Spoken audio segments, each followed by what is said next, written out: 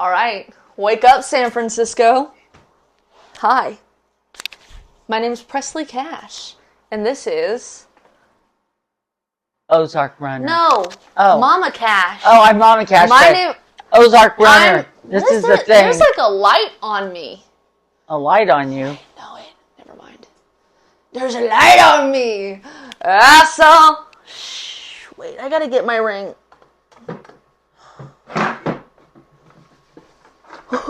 Wait. Wait a second. Wait, for real. Hang on. La, la, la. A light bulb? No. Another light bulb?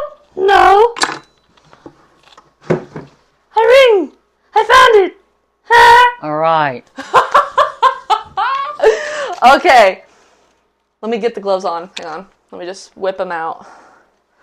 You know, I whip my hair back and forth. Yeah. But Leah says, chaos already. Okay. Yeah. My name is Presley Cash, and this is... Mama Cash. And we are Ozark... You gotta say it at the same time. Ozark Runners. And that's it. Thanks for coming out tonight. Yeah. Oh, okay. So Lauren said the ring must be good luck. I guess that's kind of... Jen's here. Oh my goodness. Hi, Jen. Hi, Jen. I love my crown. We love the crowns. I love it. Also, just at the top of the pod. This is sponsored by the Queen Bee Crown Company, and Jen provided us with these spooktacular crowns that we are wearing so proudly on our heads along with our pajamas. And I'm gonna hold this. I don't want it connected to the shirt. I think I'm gonna do what I feel. I don't know. I like to have it on the shirt since it doesn't matter that it's on the shirt. Right. So this podcast is sponsored by the Queen Bee Crown Company. Every time I say it, I sound like I'm saying Queen Bean. It's Queen Bee Crown Company. Mama Cash is gonna spell that out for you guys right now. Go. Queen. What is it? B-E-E. Crown Company. How do you spell that? Crown? C-R-O-W-N C-O-M-P-A-N-Y. What? Company. C-A-M-P? No, I said C-O-M. You said C-A-M-P. Okay, don't ask me to spell. We'll ask you Mama to spell. Cash wins the spelling bee. Thank you. I could have been in a spelling bee. I was actually accepted into a spelling bee, and I had to go to an audition instead. My life was ruined. This is sponsored by the Queen Bee Crown Company. Jen provided us with these awesome crowns. You can go to the website, queenbeecrowncompany.com. Jen, I think I got that right. And if you know, they have a Swiftie collection, a spooky collection, tons of crowns to choose from. You can enter my code Presley Cash. Notice that it's just my name. And it's only not one word. It's mine, in one word, because I'm the star. Presley Cash, one word? One word. Okay, one word. It should have just been like Press, because I'm universally known. Mm-mm. You know, like Presley Cher, Cash. Beyonce, Yeah, no, Press. not yet. Mm-mm. Not yet. I'm just joking about it. You could get 10% off at checkout with my code Presley Cash. So you did it perfectly. Thank you. I love this crown. Here's a close-up. It's like literally crystallized Oh, I'm looking skulls. in that. Well, I'm looking in the iPad. I should be looking over here. Yeah. Oh. But you know what's crazy? Last week on the podcast, we showed a picture of the first ever haunted house I lived in at the Lake of the Ozarks, Missouri, called the Cozy Cottage. We showed the picture really close up, and then when we backed away, and we were in focus before that, we showed the picture, then I backed away, and then the camera was blurry for the rest of the podcast that we taped. Really? Where are you in life? We had a discussion about it. We had a board meeting. We were like writing notes. This was a thing. Oh, I don't think I was writing notes. I didn't write notes, but Okay, we discussed it. Anyway, I don't Julia remember. says, I'm still not over the fact that you didn't go to Hollywood. Julia remember. says, I'm still not over the fact that you didn't go to Hollywood. There's been a lot happening this week. Yeah. Yeah, well. I know. It was a American Idol it was a shock was... because the way it all went down. Yeah, but honestly, it's been crazy. So American Idol happened. Well, the ice maker's going on. It doesn't matter. Guys. It really doesn't matter. This is a real deal. This isn't like, okay, we're going to pretend with our $9,000 microphones and, we got our little... These were $8,800. No, these were like $49, I think. Well. For two. So, we're just regular people doing regular things, fighting spirits. Yeah. I better get a Pepsi. Fighting the demons. No, but so American Idol happened. Well, it didn't happen. This was just like a crazy little thing, I discussed it last night on my live stream. I don't want to talk too much about it, but it happened. Jake says, demons or divas? That sounds like a new reality show that we need to start. Mm-hmm. Demons or divas? So, the whole drama happened with American Idol. They told me I couldn't sing, blah, blah, blah. And they ended up only showing like a 12-second clip or something crazy of me handing the judges skeleton gloves. ABC's press website ended up releasing photos of me from the show, which those pictures didn't even, they didn't even show my full body on the show. They literally showed me from like the chest up. So a lot of crazy things. I took the pictures. I made a TikTok about it to Mean, Taylor's version. And one of the pictures was literally me pointing to my Mean friendship bracelet, which Buddy's over there acting like he's looking at something on the floor, and he's been doing that for a while. Well, I don't know what's happening. But am I in the picture? No. No, I'm kidding. Yes, you are. I can't see on that. No, and so I was wearing a Mean friendship bracelet, which is crazy because I actually got that at the Eras tour. And this kind of connects to how the world works and the universe and paranormal and stuff like that. Because we were all exiting the VIP tent. And Mama Cash plummeted out of the VIP tent. I fell out of that tent. She plummeted out of the VIP tent. There were steps, and it was dark there, and I didn't see the steps, so I fell down. Now, to get me Juliana up... Davis says, Mama was rolling! Exactly. To get me up was almost impossible, because... Yeah, people were people, and I was like, you just had to do this to upstage me. Yeah. Because I'm like walking out of the VIP tent, everyone's like, woo! Like, oh my god! Ah! Mama tumbles. They call the paramedics. Wheelchairs are coming. Mama Cash is wheeled in a wheelchair. And everyone's paying attention to her. And I'm behind. But they were probably, like, yes. And it was so crazy because I was literally like, going on the Eras tour and like being in that crowd was just so amazing. And I was hugging people. I was like... Wasn't it one of the paramedics that gave you that? Yeah, wait. Oh. I'm sorry. Hey. Mama Cash fell. I'm like hugging people. I'm like hugging people in the crowd. Like, I'm high-fiving people. I'm like, it's just so crazy. And like, Joey King and Taylor Lautner are long gone because Mama had to steal the show with falling. And, we go backstage and there's like a big, like, what would you call that? Like a slanted hill to go down. I would have never gotten down that hill. I know, so you got to be rolled down there and I'm like, yeah. I was like, I feel like I can't even walk down this. I was scared to walk down it. Oh God. So some burly man, I don't know who he was, what he was, where he went. He was like, let me help you. And people were like cheering in the stands, and I'm like literally like I can't get down. But anyway, and it was so funny because I wore these Lake of the Ozarks booty shorts on the Eras tour, which is a choice. Because I'm from the Lake of the Ozarks, and obviously this is called Ozark Runner. And it was so funny because the security guard, not one of Taylor's, but for the venue, was like, "Are you from the Lake of the Ozarks?" And I said, "How do you know?" He goes, "You count me."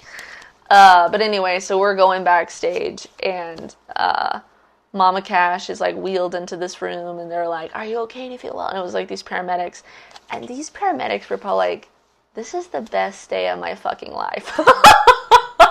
They're like, "Thank God you fell." Because they're backstage at the Eras tour now. Yeah. And the girl just looked so thrilled, and she had tons of friendship bracelets on, and I looked down at her wrist, and I saw that she had a Mean bracelet.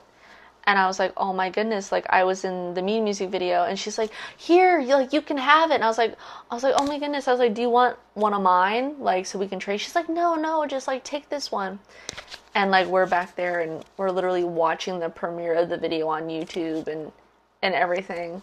And they're making sure Mama Cash is okay. And so if my mom wouldn't have fallen and had that whole episode, I wouldn't have gotten that Mean bracelet.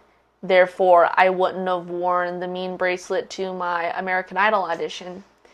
And that picture would not have been taken. I was like, this is like such a fucking iconic photo of me in the American Idol audition pointing to my wrist. And you see the Mean friendship bracelet, which has been talked about in like these articles and everything, and about the situation. And then the Torture Poets Department bracelet that Taylor gave me. So it's so weird how the universe works that I got that bracelet, I wore it.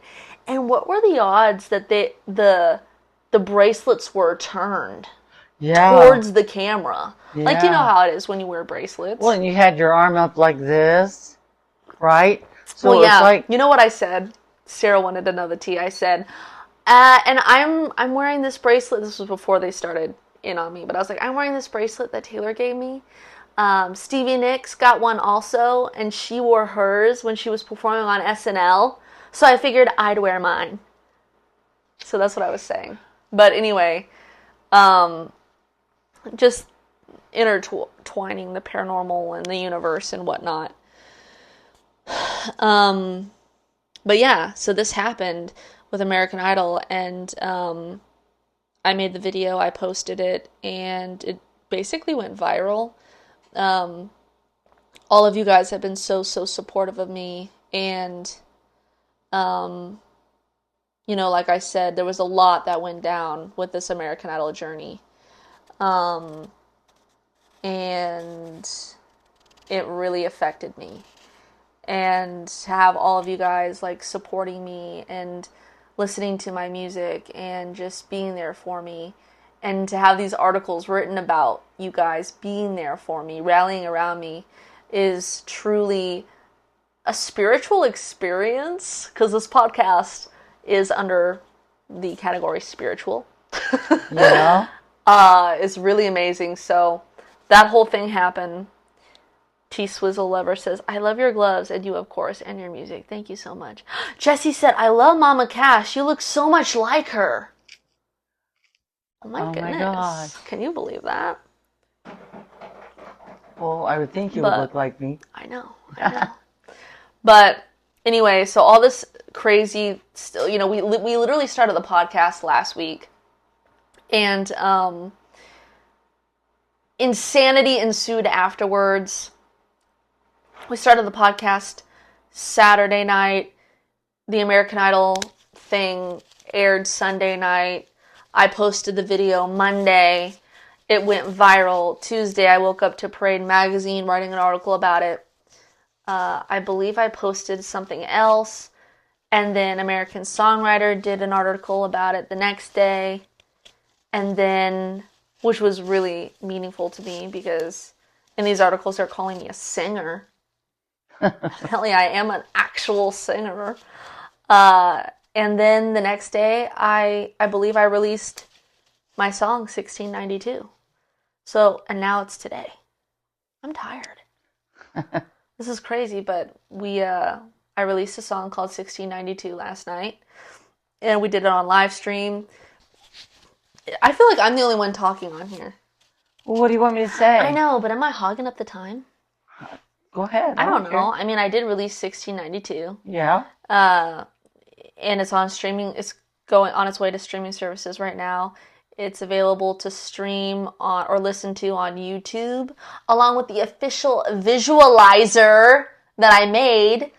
And it's like a spooky song. I don't want to talk too much about it, I guess. Yeah, no. But we're going to play it on my phone, my iPad. But yeah, so look out for 1692 on Spotify and all that stuff in the coming days. Multiple live streams. I know. Oh, buddy, are you meowing? Buddy, meow to the... He wants to get on his tower. Buddy. I got that on tape. He's going up. There you go. All right. Buddy says play it live. No. Anyway, so yeah, I released a song called 1692. It's a spooky song. It tackles mental health issues and turning your struggle into strength. And I said, if I get any more strength, I'm going to be like the fucking Incredible Hulk. I don't need it. I don't need it. I know, Jen says, Buddy is asking to wear his crown too. Yeah. I know, probably so. So, what did you want to talk about last week? Well, I gotta get some more coffee. Hang on, just keep talking. last week we were talking about, it was the anniversary of Ben's death, and we were talking about all the weird paranormal stuff that has gone on that we believe is Ben. And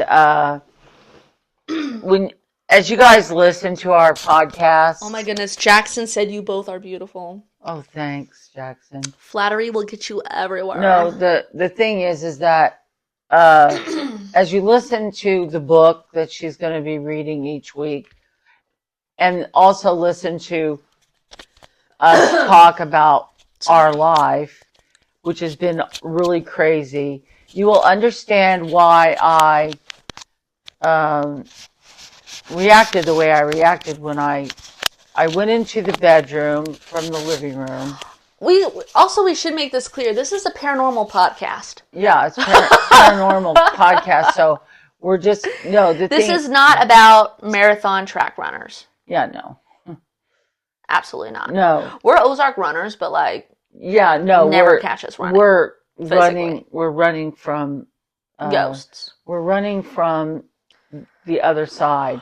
But anyway, because we don't want to talk about that right now. What? So we're in California. You're running from the other side, but you're tired from running. But the thing is you don't really know what you're running from. When we go from these houses to houses, you just get so tired of whatever they're doing in the house that we're in at the time. Then we go, that's it. We've lived here long enough. We're leaving. And then we think that that's going to be the solution, but it's never the solution, But no, we have gotten run out of these houses. Yeah. It's not just we're kind of making this choice. No. It's like something crazy. Like we lived in a house with lost Spike. This all this paranormal stuff would happen. Didn't the septic tank mysteriously back up in our backyard? In the basement. Or in the basement. I don't even remember. And it did in the backyard too. Big, fancy, fabulous house that had been sitting there empty. I don't know if anybody had ever lived in it. Oh yeah, there had been somebody live in it. But that's another story. That's a whole other story. But anyway, so yeah, just kind of look at me some. Okay. I can't see anything. That's way too far away. I need to get my eyes tested again. But anyway, it's been a while. Oh, stop pulling my hair. Okay, so the thing is that the stuff that we had going on in California in the apartment seemed to be bin for sure. Because of the weird stuff, the mom thing and everything that we talked about last week. But because it was restful, we were dealing with a lot of crazy crap that goes on in Hollywood with all of that drama. But the thing is that when we would go back there, because we would go back and forth from the Ozarks to there, the Ozarks was haunted as hell with, crazy stuff with spirits. And California was, the only thing that was haunted was the industry. But anyway, so this was right after Ben died. And I went in the bedroom. It was, during the day. It wasn't at night or anything. Because at night it would have been spookier. Why did you feel the need to say it wasn't at night or anything? Like, what does that mean? I don't know. I don't believe it was. Maybe it was at night. I don't think it was in the day. Huh? I think it was in the day at about 12 p.m. Oh, gosh. I don't know what time of day it was. What time of day? But no. But you brought it up. You're like, I don't believe it was at night. I don't believe it was at night. I kind of see that it was light. I think it was daytime. Okay, so went into the bedroom, and Jen said, "Wait, did Mama get her hair done?" I did. She did. I did. I did also, but nobody cares. No, I got my hair done, and you know what? I was like, oh my God, this is so great. It had been a long time since I had gotten my hair dyed, because Missy over here was dyeing my hair every time. I know, and my mom would always be like, "Don't get it in my eye! Don't get it in my eye! Shut up! No, don't get it in my good eye!" They don't know I have a good eye and a bad eye. Well, everyone does. Thanks. One's better than the other one. Okay. All right. No, the whole thing is that I have MS. Well, you don't have to talk about your eye. I'm going to talk about, what's his name? The guy that had the haunting show. Jack Osborne? Jack Osborne has MS too. We both are blind in one eye. So, there you go. Is it because of spirits? I don't know. No, it's MS causes it. But anyway, so I go in the bedroom. I go in the bedroom. Is anybody following me? I go in the bedroom. What do you mean? Can you see this? Wait. Here, take it up there and show this to them. Okay? I'm going to take it out of the bag. No. Why? I'll just take it out of the bag. No. Why not? I've never taken this. There's a paper towel in there. I'll take it out. I don't. I'll take it out of the bag. Don't take it out of the bag. There's a paper towel in there, or yeah, Jack Osborne, something. Ozzy's son, the future producer of Ozark Runner, the TV series. No, so we're putting it out there. Gosh, I don't know. I got hair getting in my mouth, but so at least it's not fingers. So I saw these stones. Like on the floor, like across the hallway that went into the bedroom. I saw these stones. No, I was like, what? On the floor, oh my God! What? Across the hallway, he wasn't sure. No, it was right inside the door. It was right inside the door. I didn't want to touch them because I didn't know if they were radioactive. I thought, oh my God, those could be I mean, if we could have all the stuff happen to us that we've had happen to us. What does radioactive mean? I really don't know. What's the definition of radioactive? That was the first thing that went into my head, that they were radioactive. Jackie said it's like the songs write themselves. Yeah, and the stories. And I looked on the floor. Show it to him. I grabbed a paper towel in hand. I scooped them up in my hand. Okay. No, for real. So Mama Cash found these stones on our floor and in the bedroom. They were like in a line. They were in a line across this little Jackie hallway said, "Show thing. us. We're gonna take them out." Yeah. No, we're not. What year do you think you found these and have had them in that bag? It would have been the year that Ben died. So you've had these 2010. stones. These stones have been in this bag since 2010. And this, when I picked them up... Lauren said, I dare you. No. Take them out. No. if you explode, imagine how many views we could get. What if you took him out and touched him? No. And then you were healed. No. Don't heal me! Shut up. No, but... Jackie said it's about time they come out. No, What if Jackie. they start talking? What is that? Why did you keep us in this bag? No. So, I got this tissue. I don't know. It looks like it might be a Kleenex. And I went over there and I picked up... it was a Kleenex. It wasn't a paper towel, folks. This was a Kleenex. And I picked him up and I put him in this plastic bag. And I zipped it up and never opened it back up. Then I went to see what these stones were. They're black tourmaline. Is that what it is? Tourmaline? We're going to go with it. T-U-R... I wrote down tourmaline. T-U-R-M-A... L-I-N-E. Ding, right? Ding, ding. And therefore... We're going to show. Therefore, protection... First, we're going to show the live stream. Oh, I should be looking over there too? Can you see these? They're like... Jackie said they're prisoners! Here's the podcast video. Look at these. I'm going to take them out. Mm-mm. Don't take them out. Hey, can you see these? We'll lose them if we take them out. It's amazing. The year is 1692. No, I'm not afraid of you. Jake said, Presley, take them out. No, we'll lose them and we won't have them anymore. Maybe we should make a wish. We're not taking them out. We'll touch them. It's supposed to be for good. That is crazy. So protection. you just... Kara said, free them. Wouldn't that be crazy if we did and then the house started shaking and it was like we were in Jumanji? No. Don't. I don't know where they came Mom? from. I don't know where they... What? I'm just joking here. I don't know Take your little rocks. I don't know where they came from. Wait! I just remembered. This is why you found them. Why?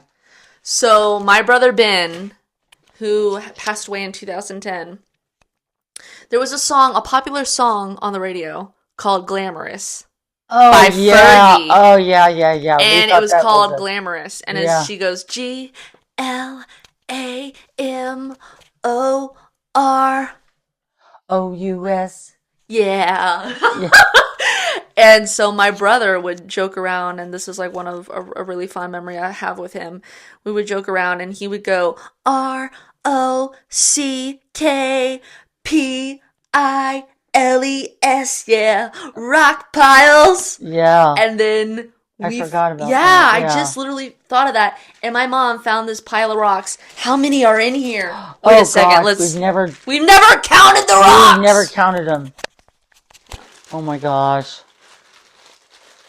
1, 2, 3, 4, 5, 6, 7, 8, 9, 10, 11. 11 rocks. 11 rocks. Let me count them. Why? Because there was some in this... Oh, I can't see. 1, There was 11, 2, I think. 3, 4, 5. Jake said, I heard if you touch them, American Idol will ask you to come to Hollywood. 8. Hell no! Keep them in a bag! 9. Leah said, it's easier to count them if you take them out. 10. It is 11. 11. I think 11 means something. It does. What is... Have you seen Stranger Things? Spiritual meaning of the number 11. In spiritual contexts, the number 11, often called a master number, is seen as a powerful symbol of intuition, enlightenment, and spiritual awakening, encouraging you to trust your inner voice and embrace your unique path. Angel number 11 is believed to represent intuition, enlightenment, and a connection to the spiritual realm. Seeing the number 11 repeatedly can be a sign that the universe is urging you... That was, what's her name? The girl that got... Come on down! She moved to England. One girl! Ellen. 2 sellers. Ellen's record company was called 11 Because, look it up, because she kept seeing the number 11. Yep, it's for sure. Is that right? Anybody know? It was called 1111. There you go, That's 1111. Yep. New beginnings and opportunities, embrace transformation, high frequency energy, divine guidance. When you encounter the number 11, it's a signal that it's time to meditate, reflect, and open your heart to receive messages from the universe. The significance and meaning of the number 11 are also closely related to inner soul growth and spiritual enlightenment. The teacher, some also call this master number the teacher, since it's meant to teach you valuable life lessons that can later be used throughout life. Oh, that's crazy. And tourmaline, those stones do protect you from negative energy. That's what Kara says. Yeah. I looked up tourmaline. Tourmaline stone meaning. And tourmaline, I think it's spelled Tourmaline. Isn't that how we spelled it? No. Oh. A gemstone known for its vibrant colors and diverse healing properties is often associated with love, compassion, and emotional healing, with different colors representing specific energies and purposes. I'm going to say black tourmaline. Black tourmalines. Okay. It is known to cleanse and purify one's aura. Are you tapping on something? Yeah. Don't do that. Dispelling negative energies and thoughts. Black tourmaline is particularly beneficial for those who work or live in challenging environments, as it helps absorb electromagnetic radiation and pollutants. That is crazy. Samuel says pronounced tourmaline. Oh, wow. Way to make us look stupid as fuck. There you go. Well, you know, we're originally from the Ozark. We go, they're tourmaline. Tourmaline. Samuel says it's tourmaline. Tourmaline. Turn around. Yeah. And look at what that's not like a word that you normally use, in so the face, the mirror I wouldn't of have your known that. dreams. But anyway, just a lot of weird things have happened in our life. No, but that's crazy. Like, literally, you just went in there and you looked on the floor and you were like, oh my god, these are like black stones. And then the fact that you thought, they could be radioactive. Let's look up what radioactive means. I don't know why I would say that. Emitting or relating to the emission of ionizing radiation or particles.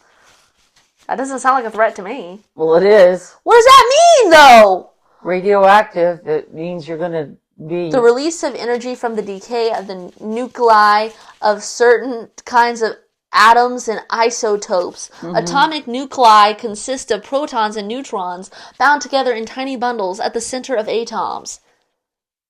And you wonder why she's so creative. Was I saying them all wrong? No, because... Why am I so Because creative? I'm like going, it's got to be radioactive. That's like you doing that is like an improv. Like an improv game. They would have been like, okay, now you're going to act like you find stones on the floor. Now you're going to act like they're radioactive. Ah! We're going to die. Does radioactive affect humans? Too much radiation can damage tissues by changing cell structure and damaging DNA. This can cause serious health problems, including cancer. Good thing we put it in a plastic bag with a tissue. If it was radioactive. That's so stupid. What happens when something is radioactive? Radioactivity is the term used to describe disintegration of atoms or atoms. Atoms. Atoms. I'm going to lose my crown. The atom can be characterized by the number of protons in the nucleus. Some natural elements are unstable. Kind of like me. Therefore, their nuclei disintegrate or decay, thus releasing energy in the form of radiation.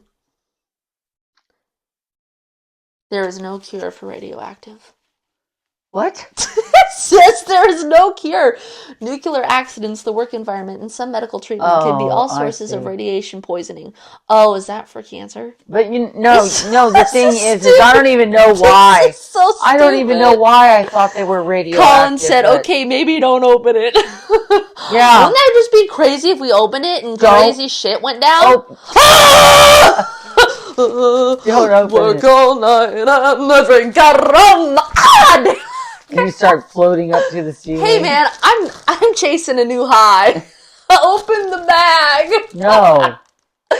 Buddy, you open the bag. I don't want to lose these. I don't know what this means, but... no, but it said... someone says, let's go back to the future, says, why is she not wanting to open it? Because we'll lose them. And I believe... No, you are scared of those. I know, but if this was therapy, they say, now Sandra... oh shit, I mean Mama Cash.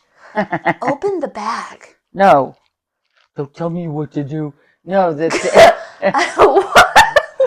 I'd be saying that to the therapist. Don't tell me what to do. You go, fuck off, and storm out. Open it.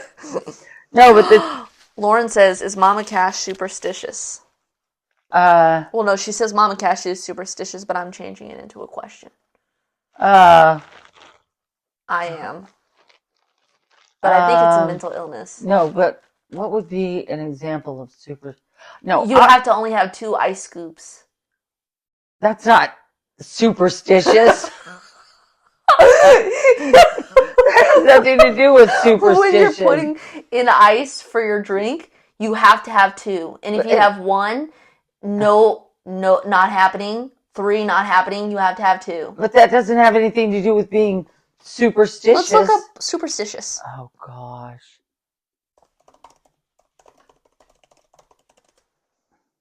Having or showing a belief in superstitions.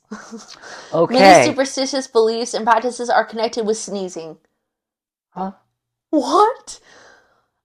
In belief, okay. Superstitious describes a belief in chance or magic. If you're superstitious, you may avoid walking under ladders, spilling salt, or passing black cats. Oh, no. All because you think they will bring you bad luck. Oh, I can tell you what we did. So that term line thing would be considered superstitious. No, but I believe it was for protection. No, we lived in this house, and that's several houses down from the next house we're going to run. The Hell House. Which is now a petting zoo.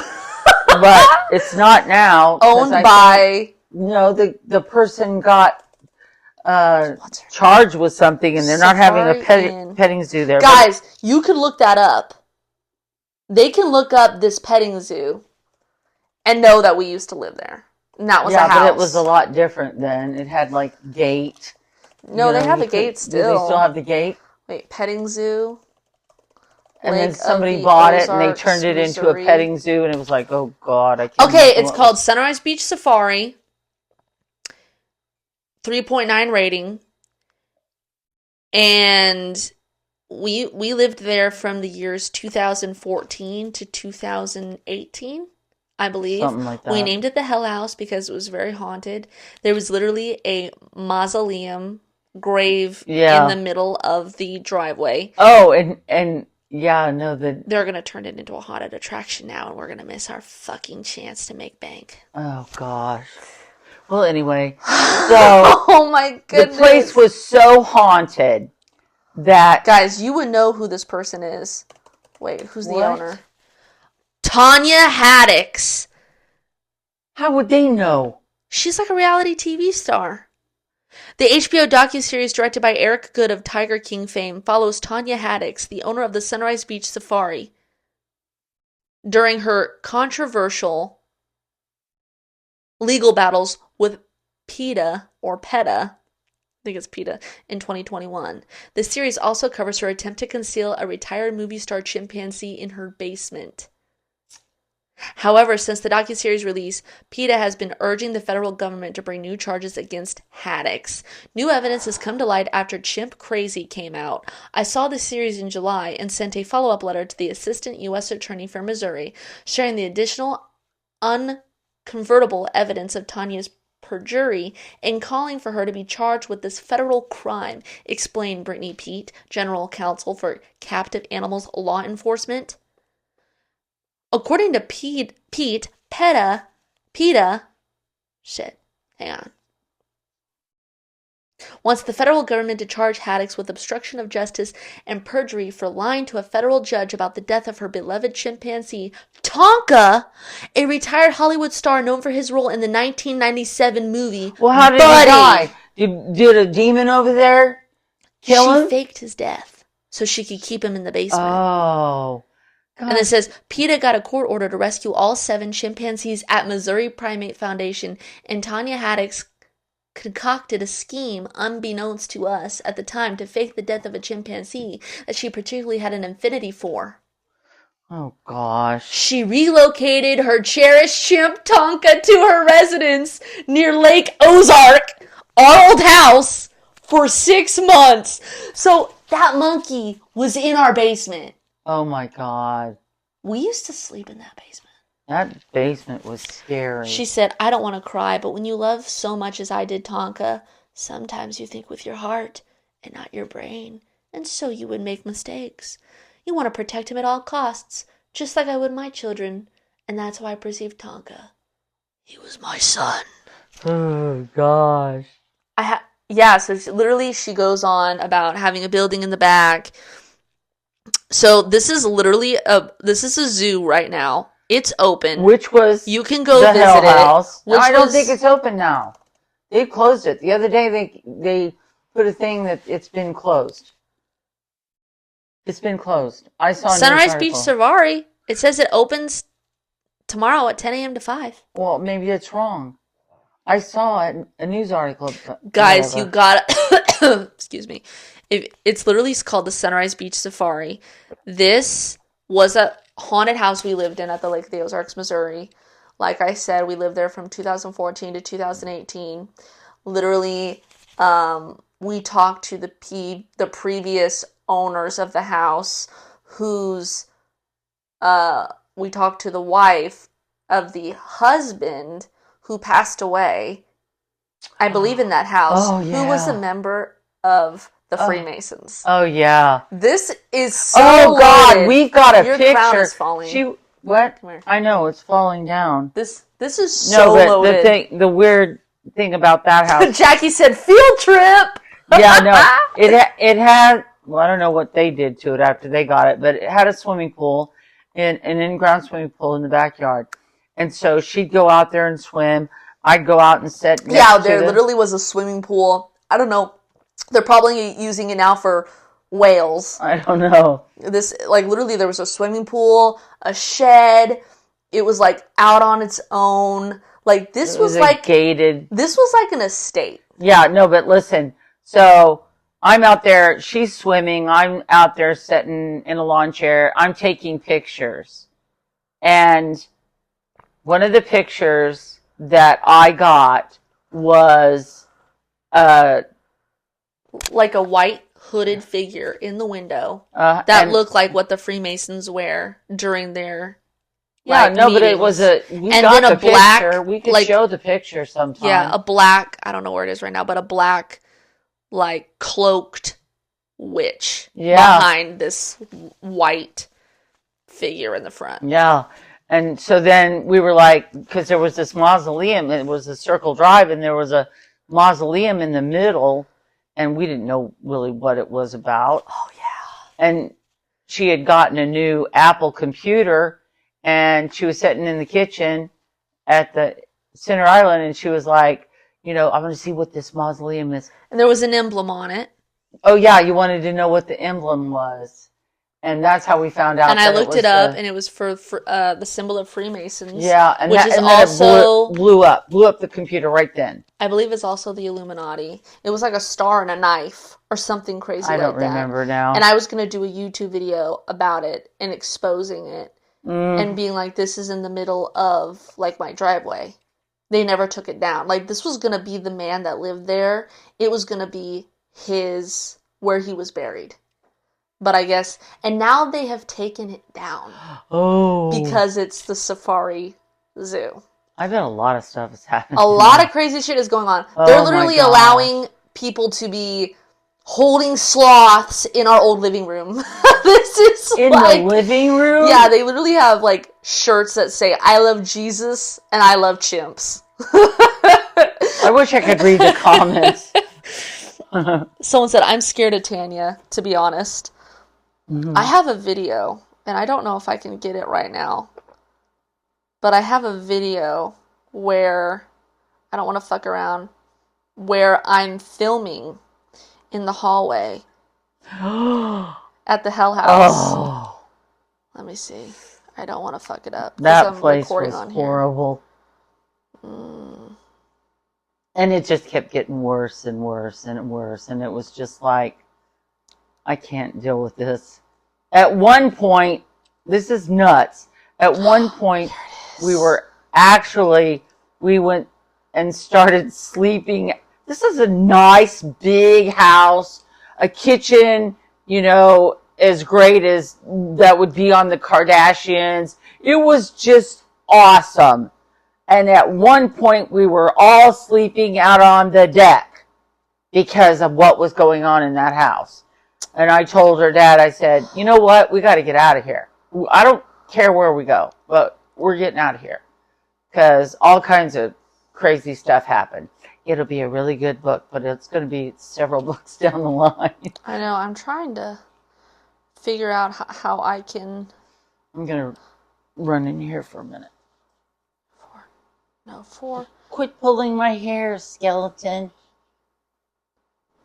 Okay, I'm going to try to text this to myself. I am having a lot of memory issues with my phone and crazy. Jackie says crazy. Hi, Kristen.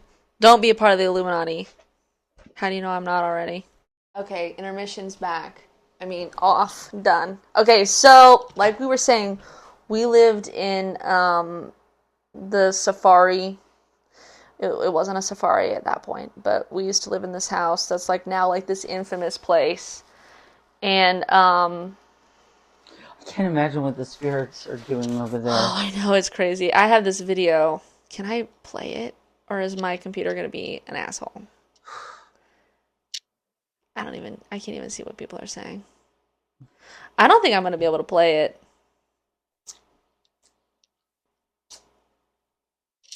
Why?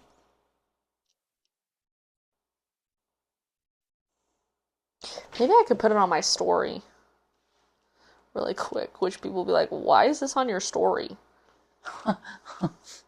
Wait. Okay, I'm gonna put this on my story. Everyone's gonna be like, what the fuck, Presley? Oh my god, wait. This is gonna be so cringe. Okay. Presley, start the recording again. I did. It's recording. Okay, so this is to set this up. This is on my story. we better hurry up. So we lived in the Hell House. It was the middle of the night. I was getting everything ready to go to bed, and you were in the bedroom. And what happened? I can't remember. I blocked it out. There was a spirit floating above you, and you started screaming. This is like an infamous video in our household. You started screaming. This is just like something out of Haunting of Hill House. And I start freaking the fuck out in the hallway. Here's the video. We're going to show the live stream first. Wait. And I'm literally filming. I don't even know why I was filming. I'm so fucking angry. Look.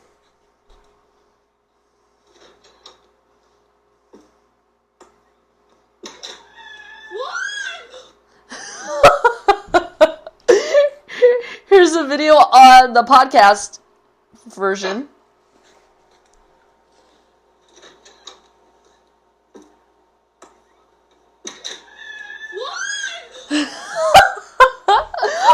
I was literally fucking terrified. Wait.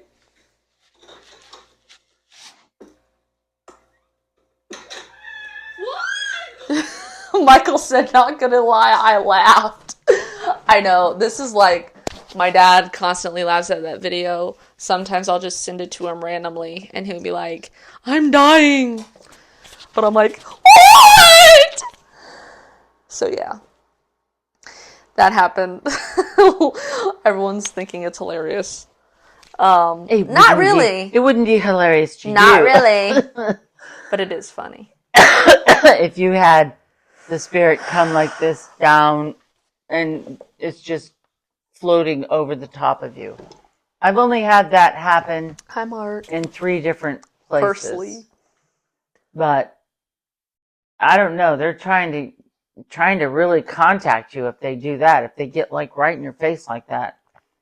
But I don't know what the spirit wanted. But anyway, so I guess The that's spirit was like, I want to be on their podcast. yeah. So 7 years from now. yeah, 7 years from now. 10 decades. Yeah. 10 decades. Anyway, Let's see, what else were we going to talk about?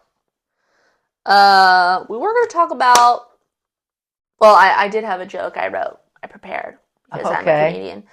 Is it kind of comedic? okay, what is this it? kind of comedic? Okay. You're supposed to say no. It's not really that comedic. But... You know what I'm referring to? No, I have no idea. I do know what that is, but what's the joke that you just wrote? Is this the joke? Everybody laughed. Yeah, that's funny. Okay.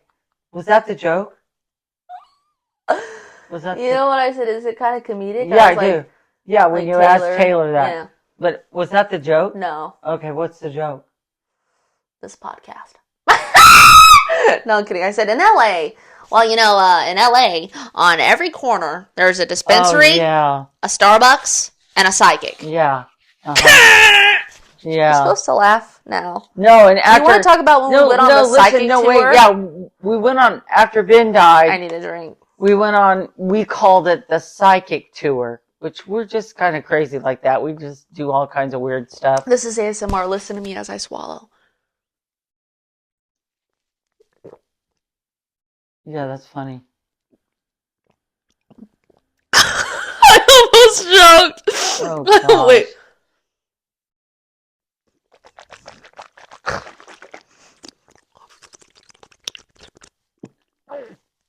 No, so okay, so I don't know if you people believe in psychics. We're psychic. But anyway, okay, are we doing this? Do you believe in us? Do you believe in us? We're ready to believe you. No, but the thing is that... Michael, you will hear it when I post the podcast, because these mics are on. Hear what? Oh, the swallowing? Yeah. Okay. So we decided we were going to... You know how you can make yourself burp? You should do that. I don't want to do that. Be quiet. You remember when I made you do a video where... Wait. Excuse me. Okay. I remember that. No. I made you do a video where I was acting like I was burping over and over again, dressed as Harley Quinn, and I was lip syncing your burps. And I was literally recording you, and you were making yourself burp over and over and over again. I don't think I could do that anymore. Let's try it. Not. Michael said, Granny Sandy said, yeah. Say, ah! Do it. No, I'm not doing it. One time. No, I don't. Wagon wheel. No. She makes you do a lot of stuff. Ah! Oh, yeah! See, I was going to say something, and I don't even remember what I was going to say now. It was something really important. Evidently not. Yeah, it was. I can't remember what it was now. It was something. I think the psychic tour. Oh, yeah. You said we're kind of crazy. We're kind of crazy, so we decided to go, after Ben died, we decided to go on a psychic tour. Which is where you go and visit a whole bunch of psychics. Yeah, you just keep it's bouncing. It's like speed dating for psychics. Yeah, you just keep, and in LA, they're everywhere. So we went to this. Was she the first one, Lola? Lola, yeah, she was the first one. Yeah, we went to Lola, the first one, and she's down there. I don't know if she's still down there, but she was down there on down a little ways from Warner Brothers on the left-hand side, had a picket fence in front of her little... And it said, like, psychic readings. Yeah. So it was so weird because the only thing I remember going into that, she goes, we walked in and she says to me, who's the young, really tall gentleman that Gentleman? just walked in with you. What was that? And that Fine-looking you know, gent. that would have been Ben because he was 6'7", and that was weird. What was crazy, I just had this thought. We went to another psychic on Magnolia, and she said, I see you in Nashville. Oh, yeah. This was probably like a decade ago. She said, I see you in Nashville. And little did I know I was going to Nashville to get persecuted. Burned at the stake. She didn't add that to it. No. Persecuted. She just said, I see you in Nashville. I wonder if it's give still me $50. Yeah. Wonder if she's still there. No, but it was fun. So if, I don't know if whatever town you're in, if they have a lot of tour. If they have a lot of psychics there, you could go like on a little psychic tour and, you know, see what you find out. But what you do is when you do you it. said doo-doo. When you do it, You said it don't again. give them anything to play on. You just gotta be deadpan, you know, because I'm sure there's a lot of people out there that if you give them a little bit, they'll run with it. So, but it was fun. What does anybody think it would be fun? Lauren said, get your money back. Yeah. That girl that said Nashville. No, we went to a place called the Psychic Eye in Los Angeles. That was our frequent hangout. Like, it's a spooky little shop in Los Angeles. Michael, I know you live there. You should definitely check it out. There's tons of psychics in there. They're, like, in their little booths. And it's very crazy. It's a very mystical shop. There's tons of, you know... Well, they got a guitar. And they got isn't the Guitar Center? Guitar Center is kind of by there. Yeah, Guitar Center and Psychic Eye and Starbucks and... Yeah. You know, so Mama Cash and I would like go to Starbucks, get some coffees, get some Justin's peanut butter cups. Yeah. Go to the Psychic Eye. We were doing like speed dating with these. We weren't actually dating them. Let's clarify. But it was like speed dating with all these different psychics, and we would like get 15-minute readings with each of them. They were like $20 for 15-minute readings. Yeah, we were balling. Yeah. We were balling. We were like, okay, we'll go to this. And they had their pictures on the... So you kind of could try to pick up somebody. I guess you kind of could be like, I'm kind of looking... Flip. This is like the spooky version of Tinder. Yeah, no, but... You go there in person, you look at the pictures, you look at their bios... Oh, yeah. Uh-huh. And you pay for 15 minutes and go behind the curtain. Yeah. It was fun. It was you could go like for $20 or $20 for each time. You could go to 5 different psychics for $100. It was like an outing. You know? But yeah, so we went to all these different psychics, and this one psychic in particular, like, knew a whole bunch of shit about my brother, the way he died, who he was with when he died, and even like to the point where she picked up what his favorite like shirt was. That was a red flannel that he would wear around his waist, and so we were like, oh my goodness, like, you're our psychic now. Yeah. Like, she would have like her little dogs like on the table, like in a bed, and we literally proceeded to go and visit her, like, religiously for, like, years. Over, like a decade. Everything's a decade. Yeah, and then she moved to Canada, where she was from. She escaped. But honestly, like, those were, like, just, like, smelling, like, the sage in the air. And the mystical things that they had in there. I bought a Beetlejuice lunchbox in there. Yeah. It was really a great time in our life. And the guy that wrote Beetlejuice lived across the hall from us for like 3 or 4 years. Shout out Larry Wilson. Yeah. And she was like, I should ask him to sign this lunchbox, but she never did. But anyway, so yeah, we used to burn sage to, sage smells really good. Yeah, to make sure that maybe that's what we should do. Like incense. Yeah. But yeah, like we would literally go to the Psychic Guy at night. That was spooky. I don't think I would do that anymore in LA. How about you, Michael? Would you do that? Michael, you better do a video when you're there and be like, oh, Michael, when we do our podcast, you could call in from the Psychic Guy. You'd be like, hello, Presley, this is Michael, and I'm at the Psychic Guy. No, Ellen DeGeneres went to the Psychic Guy and filmed a little segment there. So it's kind of like a famous place, and they have a lot of cool, interesting things. And when we were going there, we also like went to a seminar there that this guy did that Oh wrote a yeah, we book did. that like he had a near death experience, like he literally died and came back to life. Yeah, it was. And we were the only people that showed up, Yeah, we were the only people that shut up. and it was too late to leave. Wonder where the book is. No, I genuinely enjoyed it. No, we got the He was book really and he sweet. signed it, and his Yeah, son was his there. son was there. It It was was really interesting. sweet. So we do weird things for entertainment. Jessica says, I've been around paranormal my entire life too. That's why I can relate to you, Presley Cash. Well, thank Well, you. there you go. Where do you live? Unfortunately, that is a bond we share. Yeah. No, where do you live? Your address. No. We're coming. What state do you live in? Out of But yeah, curiosity. I miss going to psychics. There's a psychic down on the strip. We should go to it Yeah. I don't want to. and live stream it. Not right now. Not right now. We're trying to not spend money on weird things like that. Okay, is that why you get a Walmart order every day? Jessica says, we are so much alike about the paranormal. LOL, I live in Ward, Arkansas. Oh, my crown almost fell off. But yeah, so that's a really interesting thing. I know a lot of people like don't know how to feel about psychics, but it is, it is really crazy. Like, because, I truly believe that my mom and I are psychic, and we, know things before they happen, or we get certain senses about certain things, or we're just more in tune to it all.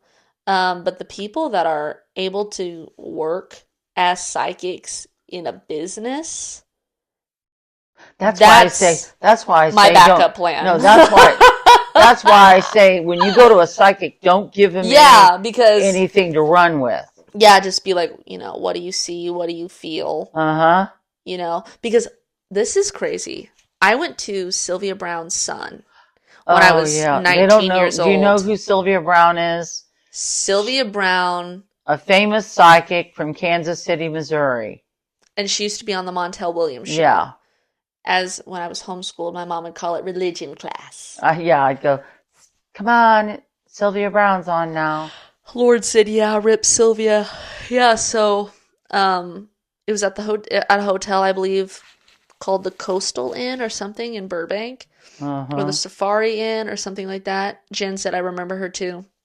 I went to my mom and I went to go see her son, and he's a psychic also. And it was like a seminar. It was after she had died. Yeah, and he went around telling everybody who their spirit guide was, like the name. Oh, yeah. I don't remember mine, but yours was Alley Cat. Yeah, isn't that weird? Which is crazy. And your mom was named Alameda. Uh-huh. That was your mom's real name, which is crazy. Mm-hmm. But you could go up to him and ask him one question. And I was 19 at the time, and that was some years ago. All these fucking articles coming out are writing my age. Fucking psychos. One day you'll think, wow, I was so young. I know. So I was 19, and I've been in the entertainment industry since I was 7. So I was 19, and I had, had some success. But I think when I was younger, I was very eager and frustrated a little bit, and just like, when is it gonna happen? What I've been doing this my entire life. Like, what's gonna happen? Or whatever.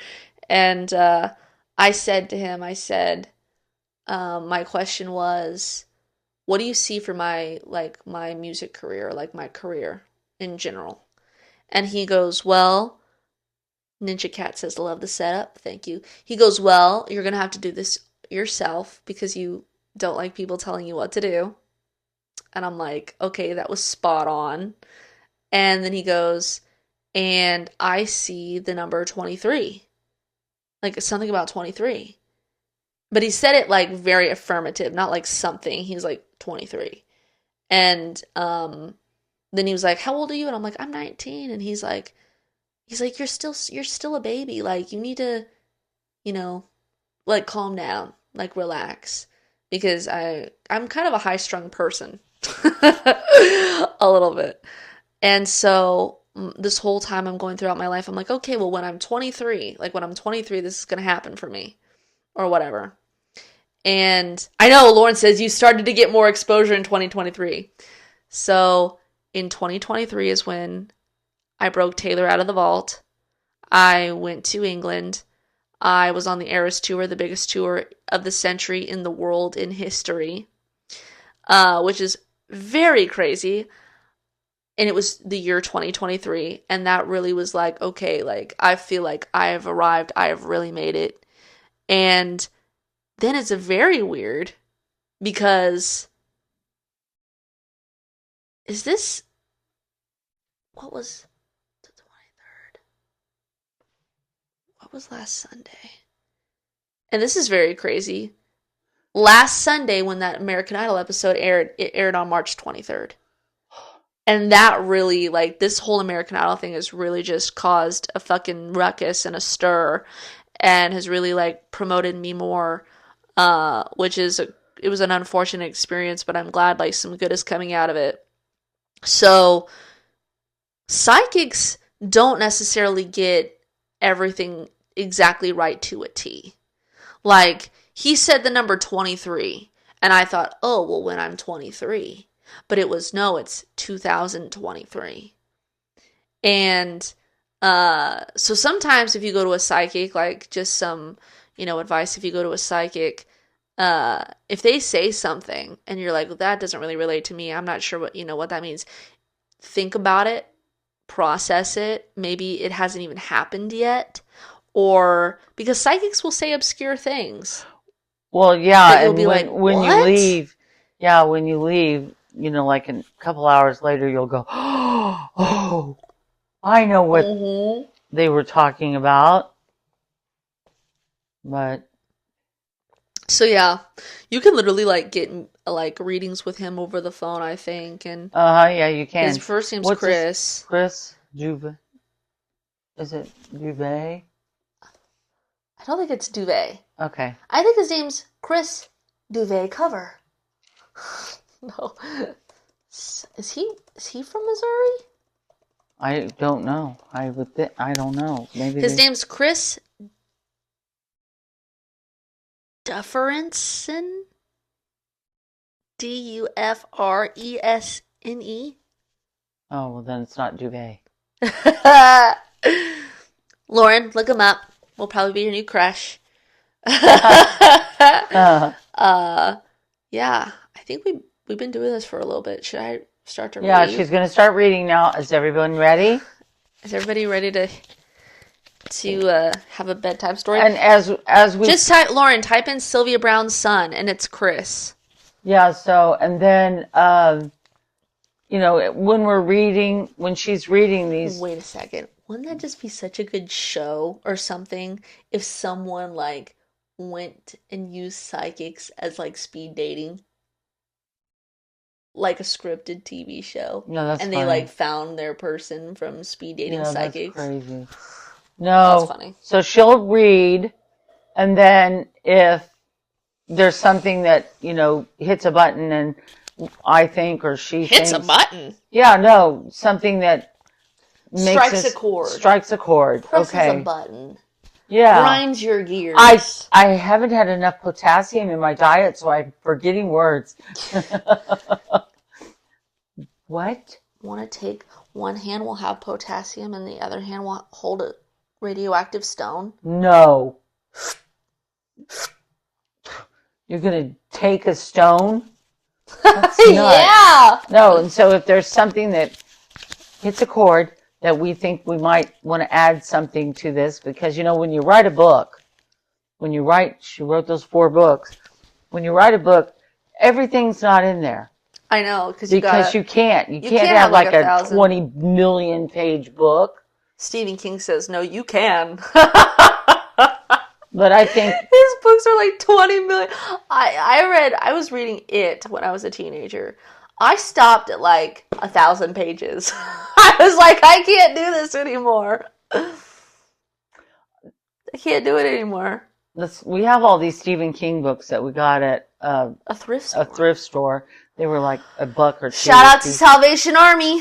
And they were hardback, and they were great looking books. The only book I read was Pet Cemetery, and that was like, we wrote about you reading that in the book. oh yeah, that was like a not very. Would you want to be buried in a pet cemetery? No. Do you know what happens in pet cemetery? Don't they become crazy when they're? Maybe it would have the opposite effect on you since you started out crazy. Okay. They bury you in the pet cemetery to bring you back to life, and then you're like a monster. Yeah, no, like I don't want to crazy. do that. Okay, so let's go. I don't want to be buried in a pet cemetery. You're gonna knock the lights over. I don't want to live my life again. Come on!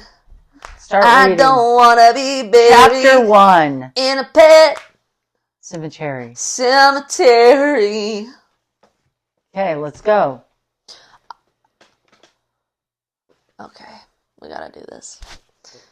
Songs are writing themselves tonight. Leah, that's a song. Pet Cemetery by the Ramones. Jackie said, Mama. Ha, ha, ha. Ha, ha. You want to read this one? I don't want to fucking read. I can't. You think you could see? This week, Mama Cash is going to read for us. Do you want me to read? I do. Well, let me run to the bathroom again and get my reading glasses on. Wait, let's just see. And then I'll have to hold it up like this. I think it might be fun to hear you read. Who wants Mama to read instead of me? It's 20 pages. No, it's like 20. Kindle's not working on my computer. Are you kidding me? Are we going to have to play the tape? What do you mean, play the tape? I have the tape, but I don't think it's going to play. Maybe I'll try to restart the computer. Okay, I'll be But right I'm still back. taping, so... excuse me. Yeah, Mama Cash for the reading win. Excuse me. I'm so fucking triggered right now. I don't want to be buried in a pet cemetery. I don't want to live my life again. Hi, buddy. Say hi. Buddy's jumping. Whoa! Hopefully this works. Whoop. Whoop, there it is. I'm so nervous about this, how I've had to stop the recording and then start it again, and I hope that I don't have to do too much work. Oh my god, I'm typing like I did in the I Can See video. Okay, let's try to open this.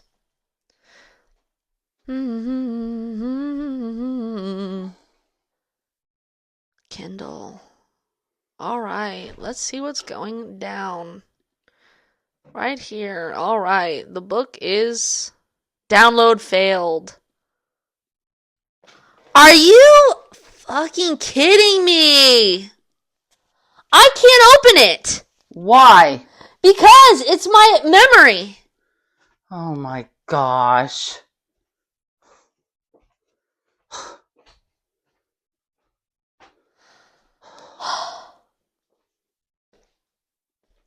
Well, I guess... Is that the way the cookie crumbles? I guess this week, that's going to be the way the cookie crumbles. Wait. Let me try to... I hate this small sense of normalcy. The day we were leaving the lake house, my mom had this secret desire that we would return one glorious day. I think it's working. She shut the door on her long-held dreams, fantasies, and schoolgirl beliefs of what adult family life should be. She walked up the 85 steps to her Dodge Avenger, got me settled into my car seat, and then got in herself, and off we went. We headed west to the cozy cottage, following my dad driving the U-Haul. It was a humid, overcast day. Jackie said, I'll read it. Okay, guys, evidently I can't read it, so we're reading the recording I did for my once audiobook dreams. Okay. And if we want to chime in, we'll do it. In the 7th month of the year, July. My mom's hand swayed in the wind outside her open window, almost becoming one with it. similar to Patrick Swayze's sentiments in the song from the Dirty Dancing soundtrack, She's Like the Wind. I just had to put in Patrick Swayze in there. Mhm. That, you know what? When I watched Dirty Dancing for the first time when I was like 15 or something, in another house we were in named Mayetta, which was on a farm. Yeah. I had these dry erase markers, and I literally wrote on my shower, Patrick Swayze. That's weird.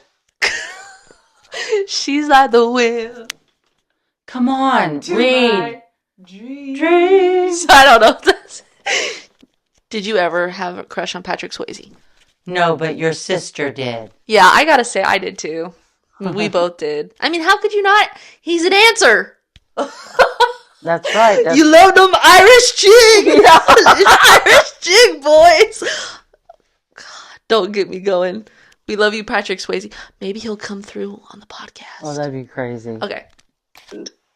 Her hand propelled out the window, racing against time, as she caught each gust of air with her palm.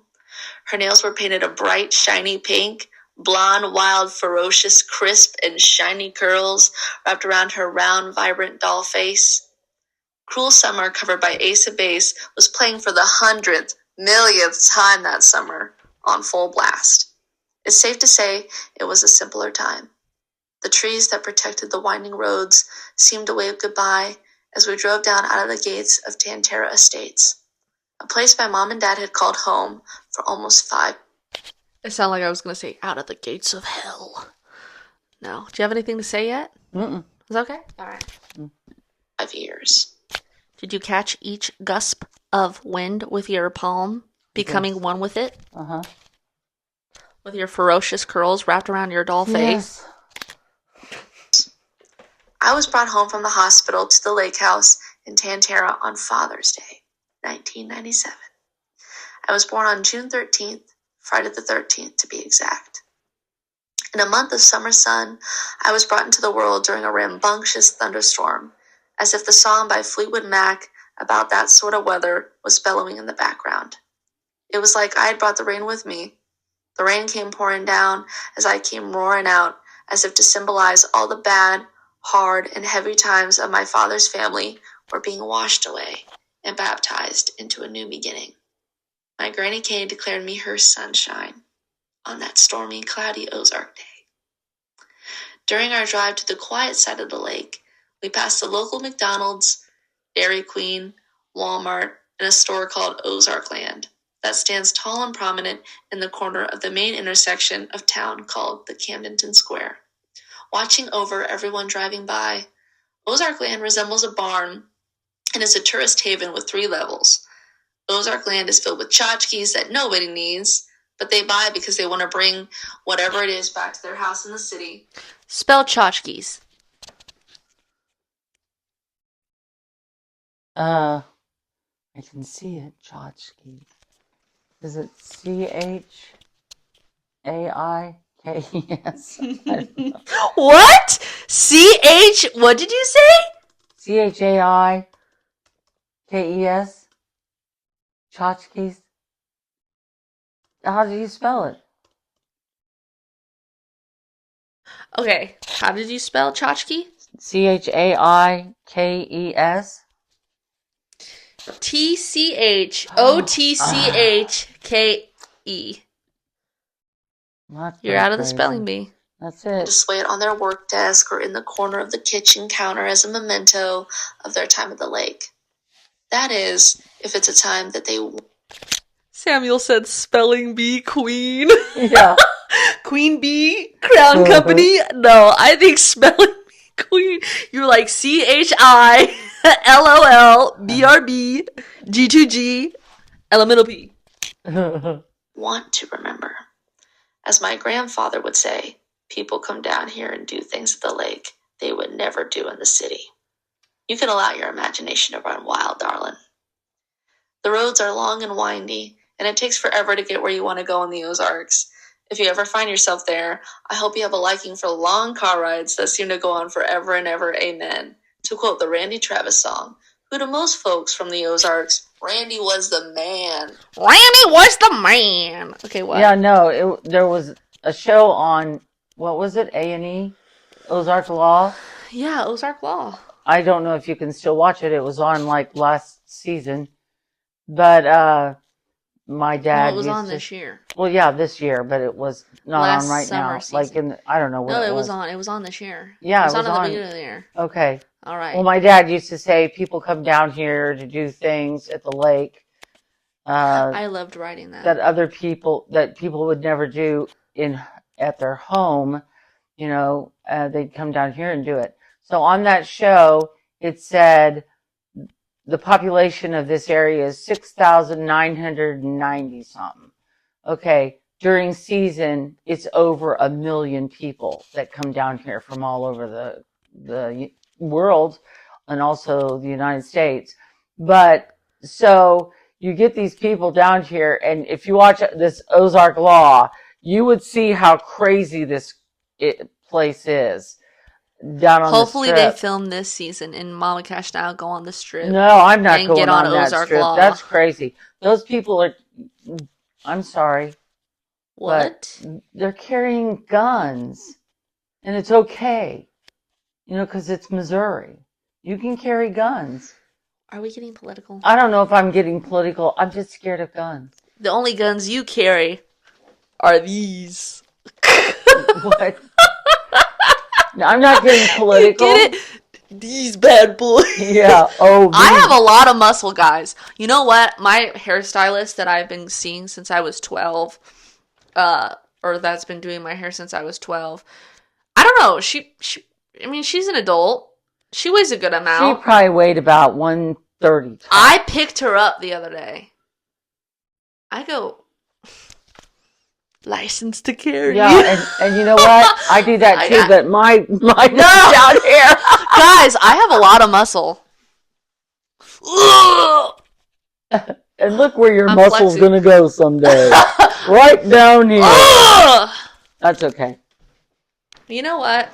I did. I picked her up. I know you did. But go That ahead. was wild. Go ahead. What I was- must be strong as fuck not doing anything.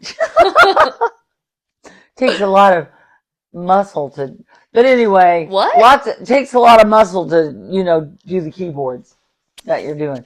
No, I thought but you were talking about my iconic, life-changing role, and I can see you. When I'm typing. oh yeah, no, I wasn't talking about that. Well, No, but a lot of crazy stuff is going on. But the craziest stuff. hopefully nobody saw my armpit hair when I flexed. No, I thought it was crazy that they would tell the cops, oh, well, I got 2 guns. I got a gun on me, and I got 2 guns in my car. And I got a knife in my shoe. Yeah, and they would go, well, it's all legal. Like, what? I don't know. It's a great What show. is anybody saying about that? It must be from the sauerkraut. My strength. No, what are they saying? Is anybody saying Everyone's ignoring you. Oh, Michael well, said then, your biggest and best muscle is your brain. There you go. I'm in. All right, let's go. Yeah, no one's But- saying anything about it. They don't want to get political. Well, it's not political. I'd be scared of guns. If somebody is carrying a bunch of guns down there, I'd be scared of it. I saw somebody when I was at Starbucks in Missouri, and my niece and I were just like hanging out. This was our blue hair days. We had blue hair. We were punk rock in our Hot Topic chokers, living our best fucking life out at Starbucks. And Jessica said, "Aw, LOL, you are carrying the music industry on your back and on your muscles." Anyway, I saw this man start approaching us that got out of his car, and he had a gun on a holster. And my niece is just acting like nothing's going on, and I'm like, and I've lived most of my life in LA, so I'm like, what? I'm like, something's gonna happen. Like, what's? And he was like, hey girls, and I'm like, he has a fucking gun on his holster. Is this the Wild West? She's so mean, but I don't care. I love the lies and the wild, I think it is kind of the Wild West. There's a Nobody cares. living in the Wild West. I wouldn't want to go down. Living in the Wild West. Wild West. I wouldn't want to go to where everybody's drinking and they're carrying guns on a holster. I just don't think. She's so mean, but I don't care.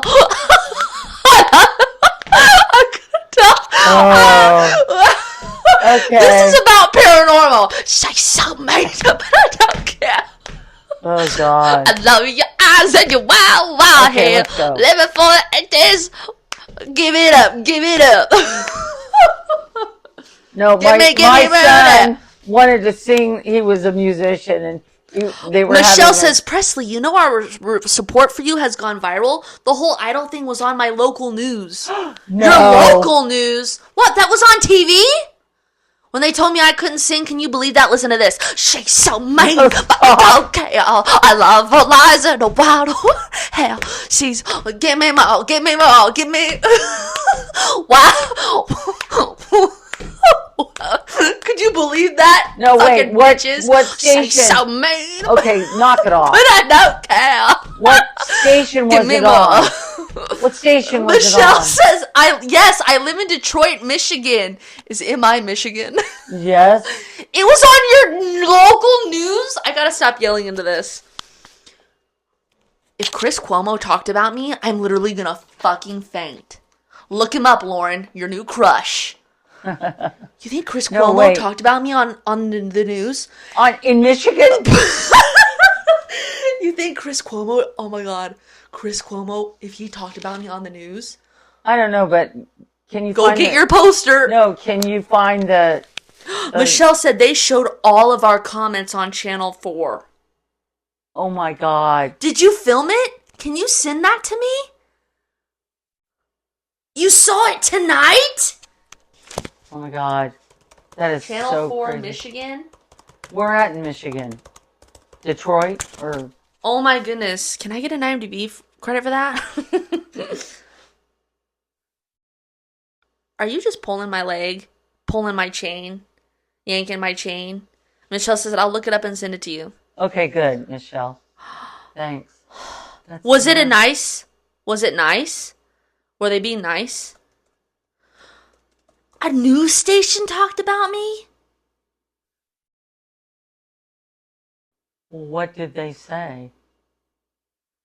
Michelle said, I'm not yanking your chain. Yes, they were nice. Did they show my picture? She's so mean, but I don't care. I love her eyes in the wild. Living for the 80s. Living in the... My mama, my. Do you do it? Yeah. Will you die if it started singing? Michelle, do not pull my chain. Michelle said they said the power of the Swifties support American Idol mistake. They called it a mistake? Oh my God, please find that. Please. Or, I don't know. What's your local news station?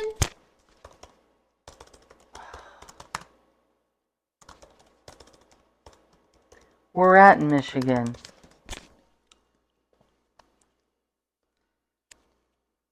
WDIV Detroit. Let me hook this up. Say so mean.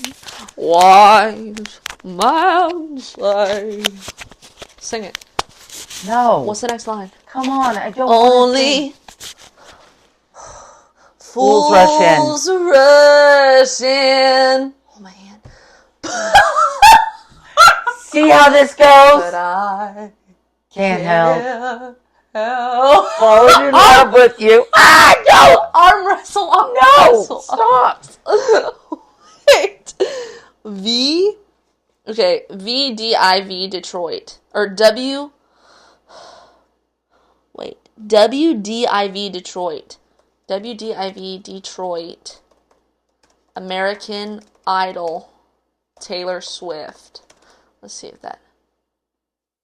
No, American Idol. Presley Cash.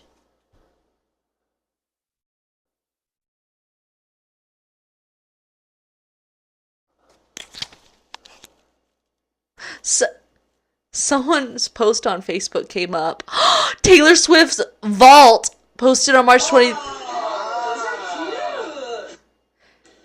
They... Your own gloves. How about you? Those are cute. Oh my God, this girl in Springfield, Missouri says, sitting watching American Idol tonight. And am I tripping, or is that Miss Presley Cash?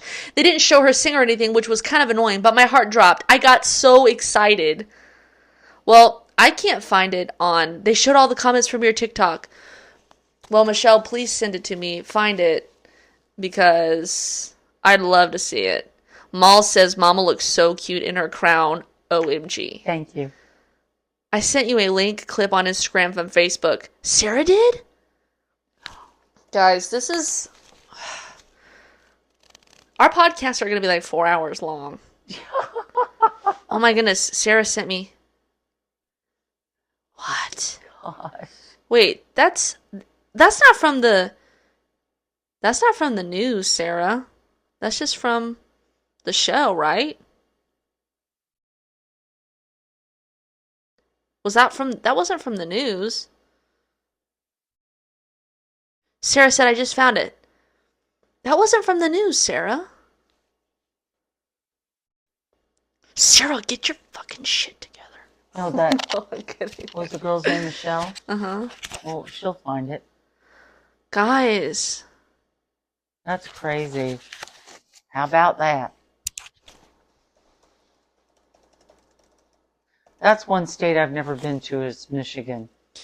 I've been to like almost all the states, but I haven't been to We are Michigan. actively recording the podcast right now. Sarah lives in Michigan. Oh. All the best people live in Michigan. Let's talk. This is late night radio. Let's talk about my heartbreak. No, let's I'm not. kidding. Okay, Okay, ready? let's go. Read. Okay, we got 17 minutes left. Okay. And to the women of the Ozarks sitting on the porch, wondering why their husband couldn't be more like the country crooner. After our 40-minute or so drive, we made it to our new house. Well, at least new to us. By the looks of it, it looked as though it could have sat there for 50 plus years waiting for us.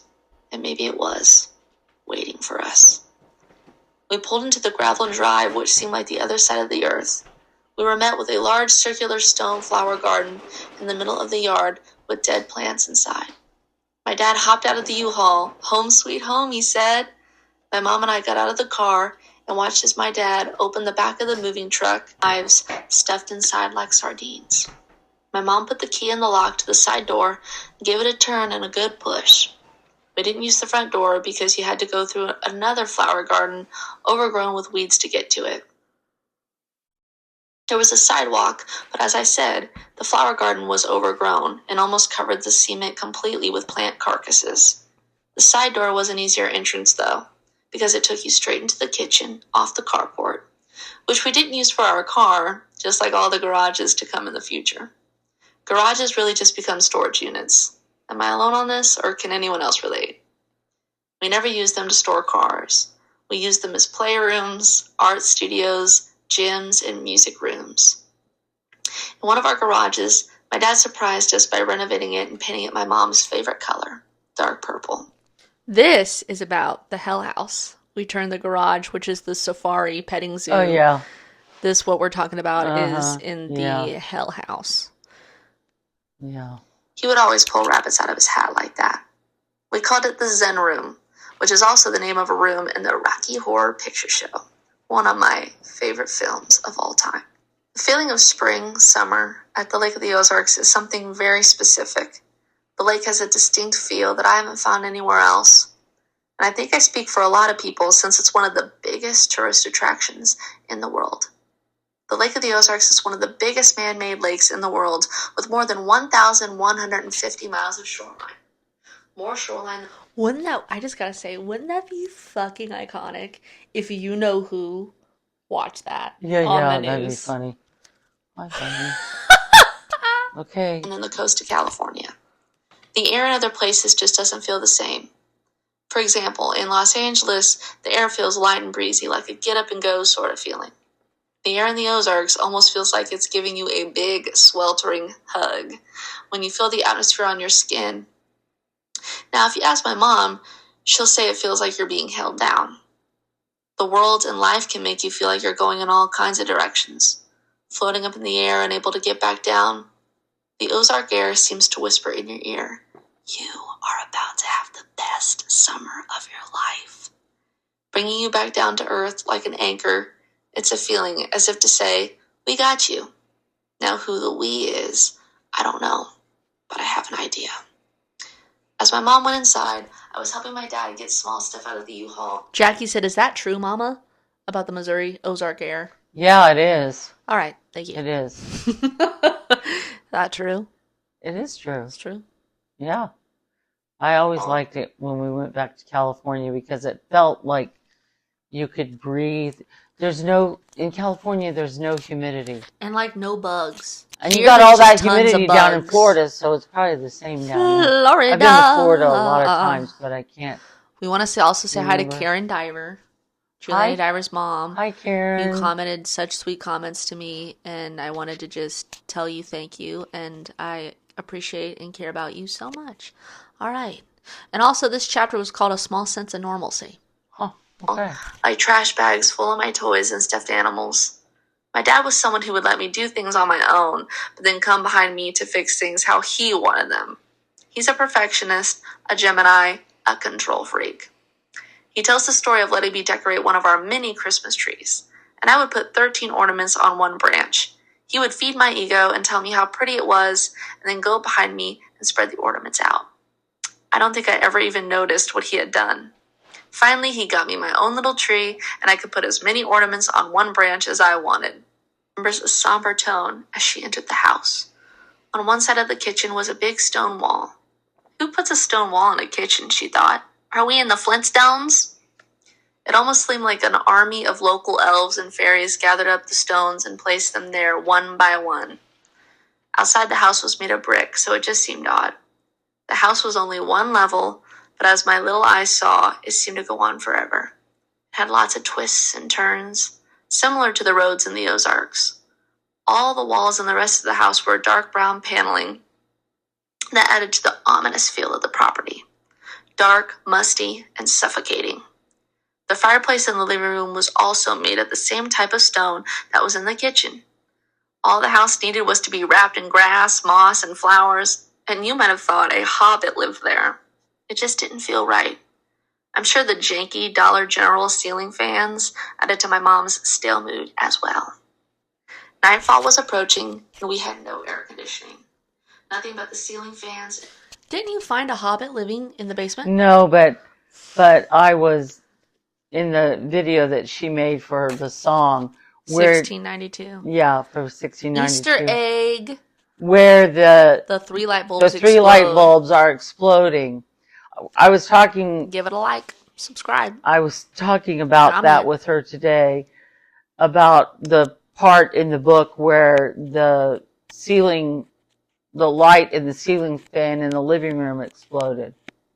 I go, and we thought it was, but you know what? I think now if that happened, like if we were just sitting here and like the light bulb above and us that just light bulb shattered, it would, I don't even know. I know back then it was just like, oh my God, that's horrible. I wonder what caused that. We never did figure out what caused it, but it was ghosts. I know. So it was. If you were a ghost and you had the power to haunt somebody, would you shatter their light bulb? I don't think I would. I wouldn't do that. What if you didn't like them? Well, if they were real, I don't know. It would depend on what kind of ghost you were. If you were like a ghost that was supposed to be helpful to people, you'd try to get them to not be stupid like they're being. I don't know how you would do it, but anyway, I was just, when she put that in there, I was just thinking about when that happened with the light in the fan. Yeah. In the cozy cottage. All right. Okay. Thanks. Thank you. This is going to be such a long podcast. Okay. Open windows. My dad locked the U-Haul and called it a day. We put the king-size mattress on the dark hardwood floor in the middle of the living room. Laying in the middle of the empty, dark living room, surrounded by dark paneling and staring up at that ugly, white popcorn ceiling that had a tinge of... I gotta say, somebody said, do y'all have day jobs? When you were talking about what kind of ghost you'd be. Oh. And Mal said, I'd say making music, writing books, and running a podcast are day jobs. That's right. Weird question. It's like... LOL. On top of being icons. We get up and we just, try to We're- wake up, and then we just start working all day. It's just like We're making merch. Yeah, no, we got to get some of that stuff out. I know We got to get in the. We have night jobs. We Yeah, work but all we've been- night. No, we work all night and all day. Yeah, we do. Are It's you like kidding nuts. me? Do you have fucking day jobs? Mama, she's so mean, but I don't care. I love eyes and a wild Okay, wild. let's go. Keep going. All right, here we go. I have never worked so much in my life. Okay. Push the button. Yeah, seriously. I'm like, I don't want to fucking read this. Push the button. She's so mean, but I don't care. Okay, we got 12 minutes and 19 seconds left. You think Okay. you can dig it? I think so. Let's go. Dig it. How do you spell dig it? Of yellow to it. It felt like we were sinking into the floor, slowly becoming one with it. Wait a second. Like we were Jessica would love the coffee cup and t-shirt. Message me. I have gotten actually a lot of orders for this stuff that I haven't ordered yet. So please message me and we can do it because then I can add it to all the stuff I have to order. Anyway, You have to send out. Livy says, I love you. Aw, I love you Livy. more. Okay, go. being swallowed whole. You could hear the crickets sing instead of the boats going by, since we weren't on the lake anymore. There was no distant yelling of partygoers having a bit too much to drink either. Mom thought to herself. It reminded her of her childhood on a hot summer night. Nothing but the sounds of the crickets. You know what? I think this is like one of the versions I recorded of this because I think there's a lot of typos in there, a little bit. But what did that just say? On a hot summer night, Okay, come would you on, offer let's your go. throat to the wolf with Okay, the red that's not- roses? okay. No, come on. Do you remember the song? Yeah, I do. What does I it know say? this- Yes. Would he offer me his I don't- teeth? I don't want Yes. to do it. Would he offer me his jaws? Yes. Again. Would he offer me his hunger? I'm doing it wrong. Yes. And does he love me? Yes. Yes. Oh no, that On a hot summer night. no, they need No, to. listen. Would on you a- offer not your on throat? this, but on one of your lives, wolf. you should you should play the video where you acted like you were a little girl out in the hall. That has nothing to do with this. That what you're doing? It was Would funny you as offer to your be. throat to the wolf with the red roses? No, wait a second. Okay, that's Wait a it. second. They're trying to listen to a book. Oh, see what our life is? Insanity. Wait. Wait.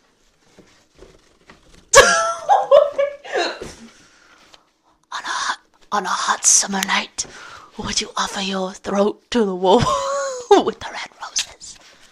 Yes. Would he offer me his jaws? Yes. Would he offer me his teeth? Yes. Would he offer me his hunger? Yes. Again. Would he offer me his hunger? Yes. Would he starve without me?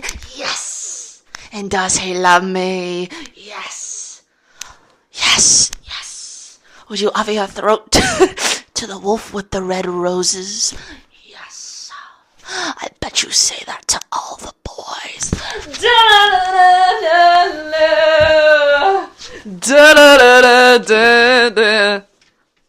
Okay. He just fell down. Well, we could say this podcast is featuring Jensen Ackles. We'll get so many views. We're not doing that. Okay. Michael said, I'm so sorry, Mama Cat.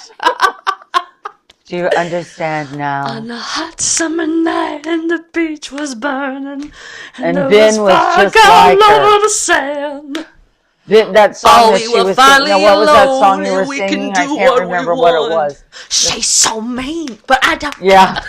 Ben was I in gotta grade school. I'm- They were I'm having a hyped talent. up They were on having. coffee They right were having now. a talent show, and he was like, "Okay, and he was a musician and everything." He goes, Yeah, I want to sing. What's the name of the song? Wild Wild West. Wild Wild West. It's like, give me love. Something like, na-na-na-na-na. They said, Wild. no, They you're said not. no because it said like some Wild sex. Wild. Doesn't it? Okay, it said wild something. No, they go wild sex. And Wild then West. they said, no, you can't sing that because of what's in that song. And he Karen goes, well, Diver says Mama Cash just wants to go to bed. and he goes, well, I'm not being in your talent show. Say something mean. Excuse me. But I don't care. Okay, I no more love her. coffee for you.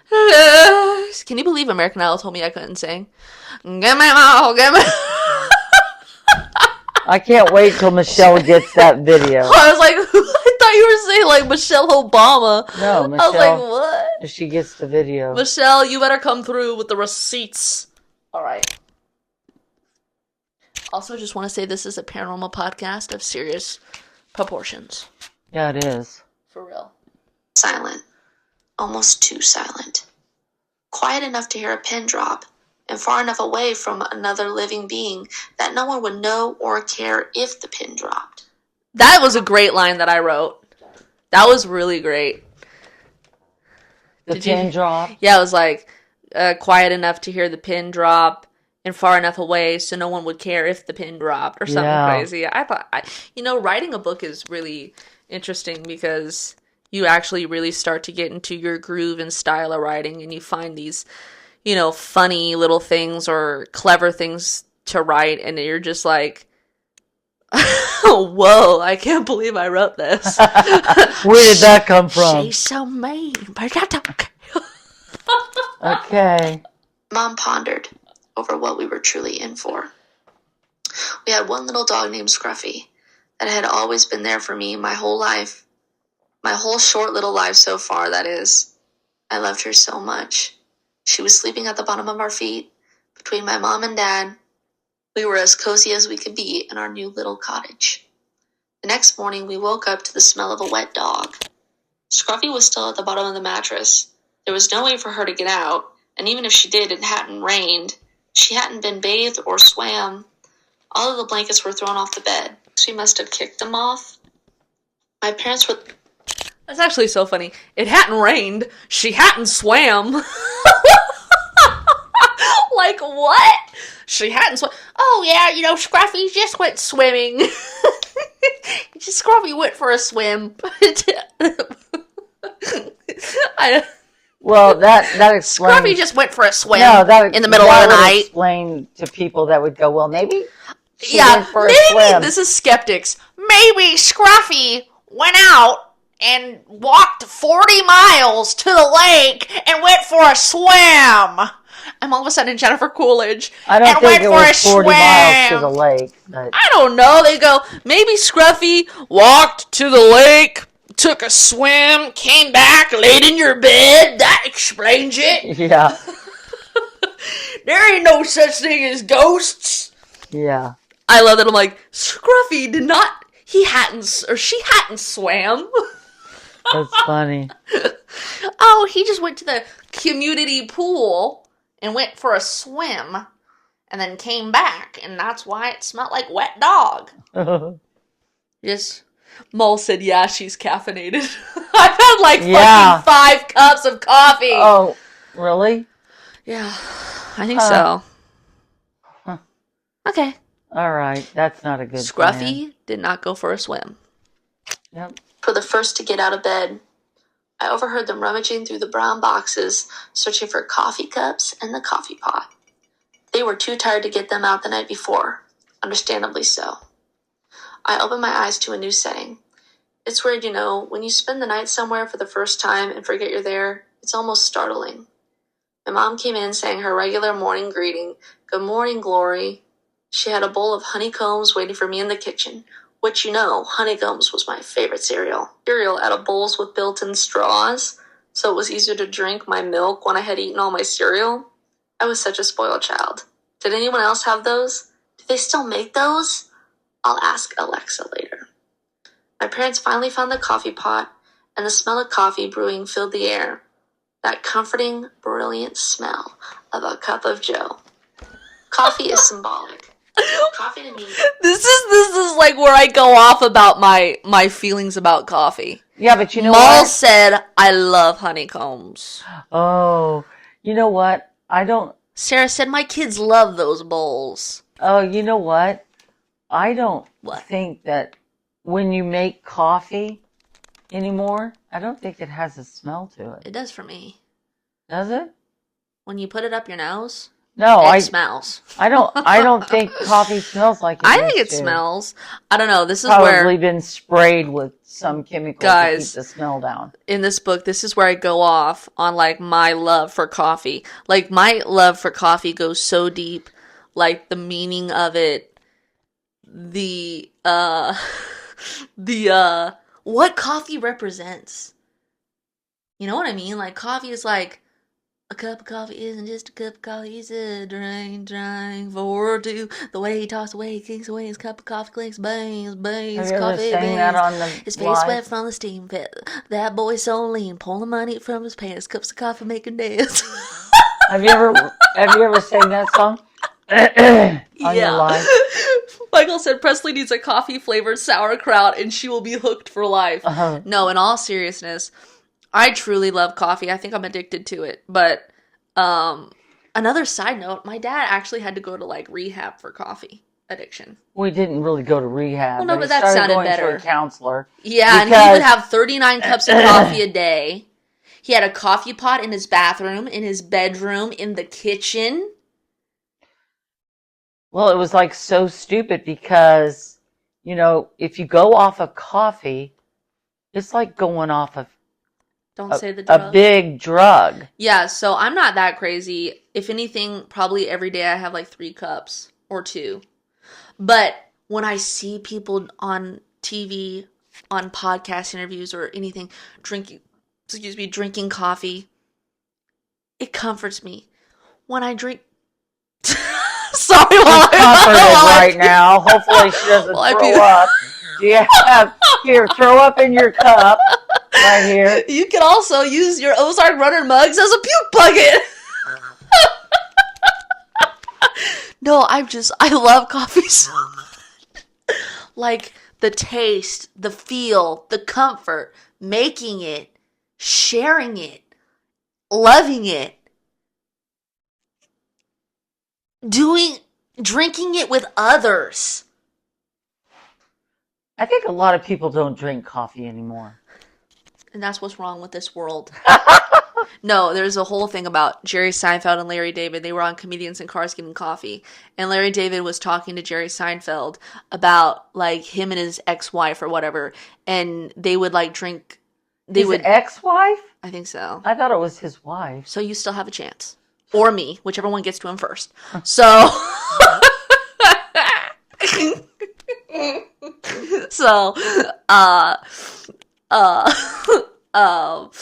So he would be like, his wife would be like, we can't even sit and drink a cup of coffee together. Like, but because Larry David didn't drink coffee and he would have tea and the wife would have coffee. She's like, we can't, this is Larry David, we can't even sit together and drink a cup of coffee. And then he's like, what does it matter what's in my cup? How do you know I'm drinking what I'm drinking in my cup? You got what's in your cup? And Jerry said, no, it matters. And I believe it does. I believe that was grounds for divorce. Oh, please. Coffee grounds. Coffee grounds for divorce. Yeah, there you go. Okay. Sarah said, I love walking into a coffee shop. I know. Like, I don't do that. I don't leave the house. Juliet or Jessica said, OMG, Presley. For real. You love coffee, right? No, it pisses me off that you don't drink enough coffee. I used to be You don't really, even drink coffee with me anymore. I used to be really crazed with the coffee too. I would brew up like 12 cups in the morning and drink probably 10 of them and the same thing in the afternoon. I was like flying like this kid, but I'm 50 years old. That was years ago when I used to do that, and I don't drink coffee. Every once in a while I'll have a half a cup of coffee, but I don't drink it anymore. I drink I Usually- drank that water like that so I didn't mess up my lipstick. No, usually Don't start a rumor. Wait. You could have spilt it on the computer. I drink peppermint tea because when you got somebody over here wound up, I need some tea to calm down. Leah said, like this kid. Ha ha, Mama Cash.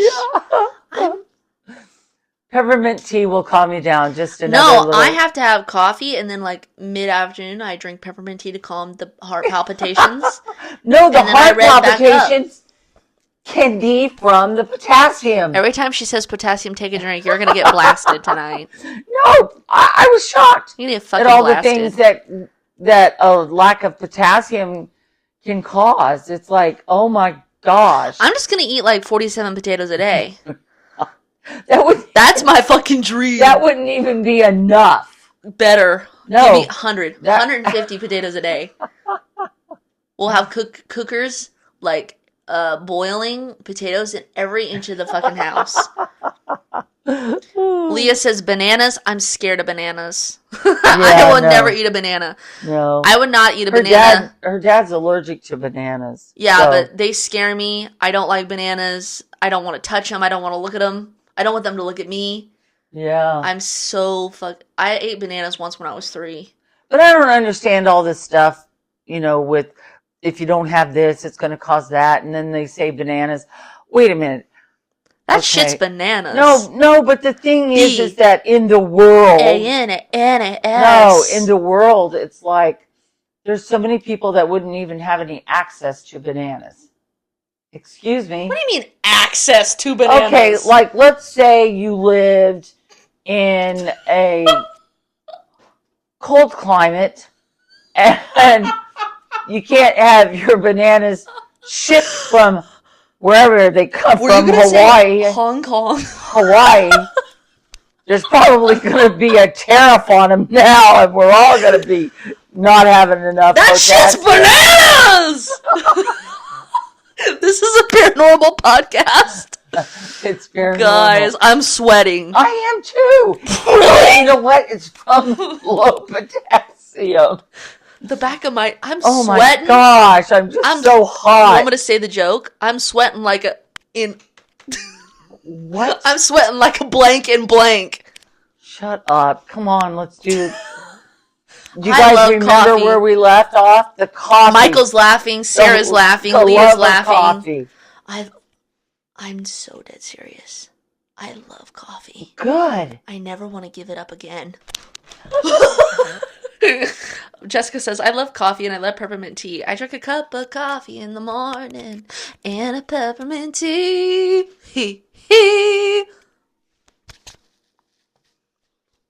We have 30.4 thousand likes. Well, that's and that good. was just Jackie alone. Oh, no. No, you know what I started drinking in the morning is Vodka. Hot lemon juice. It's supposed to be very good for you, according to the medical medium. Look him up. So I started drinking hot lemon juice. My great-grandmother... Jackie said, my finger's getting tired from tapping. Tap that button, get that merch, hit that like button. No, my great-grandmother used to drink hot lemon juice in the morning, and she lived to be 92, so that's what my mom said. So Maul said hot green tea with honey and lemon. There you go. I've never had green tea. If somebody does not want to live that long. Okay, that's it. You just don't drink that. Push the button.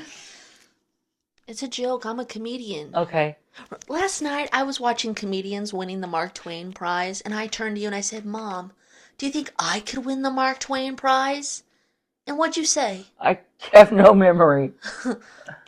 We almost got into an argument. I'm on my period. I'm like, what do you mean I won't win the Mark Twain Prize? What do you mean? I'm a fucking comedian? Look at these bozos winning the Mark Twain Prize. You haven't done stand-up yet. Get ready. Oh, shit. I'm standing up. All right. I won a stand-up comedy contest when I was 8 years old. Oh, I know you did. Uh-huh. She did. Samuel said, I'd pay prime money for a Presley comedy show. Well, pay up. Yeah. No, Yeah. Maul said, OMG, don't summon the YouTube creeps. How was I gonna... Oh, because I stood up. They were like, last night, they're like, stand up! Stand up! Oh. YouTube Why would they tell me to creepy. stand up? I don't know, so they could take a picture of your full body, maybe. I don't know. Those people are crazy over there. Take a drink. All right, let's finish this fucking podcast. No, I want to go all night. Don't talk with the bad words like that. They might put What the fuck are you saying right now? will they put a click on your... A stamp? Someone said, one of the articles about me was like, although she didn't punch her ticket to Hollywood. Who's writing this? Like, are you in the 1930s?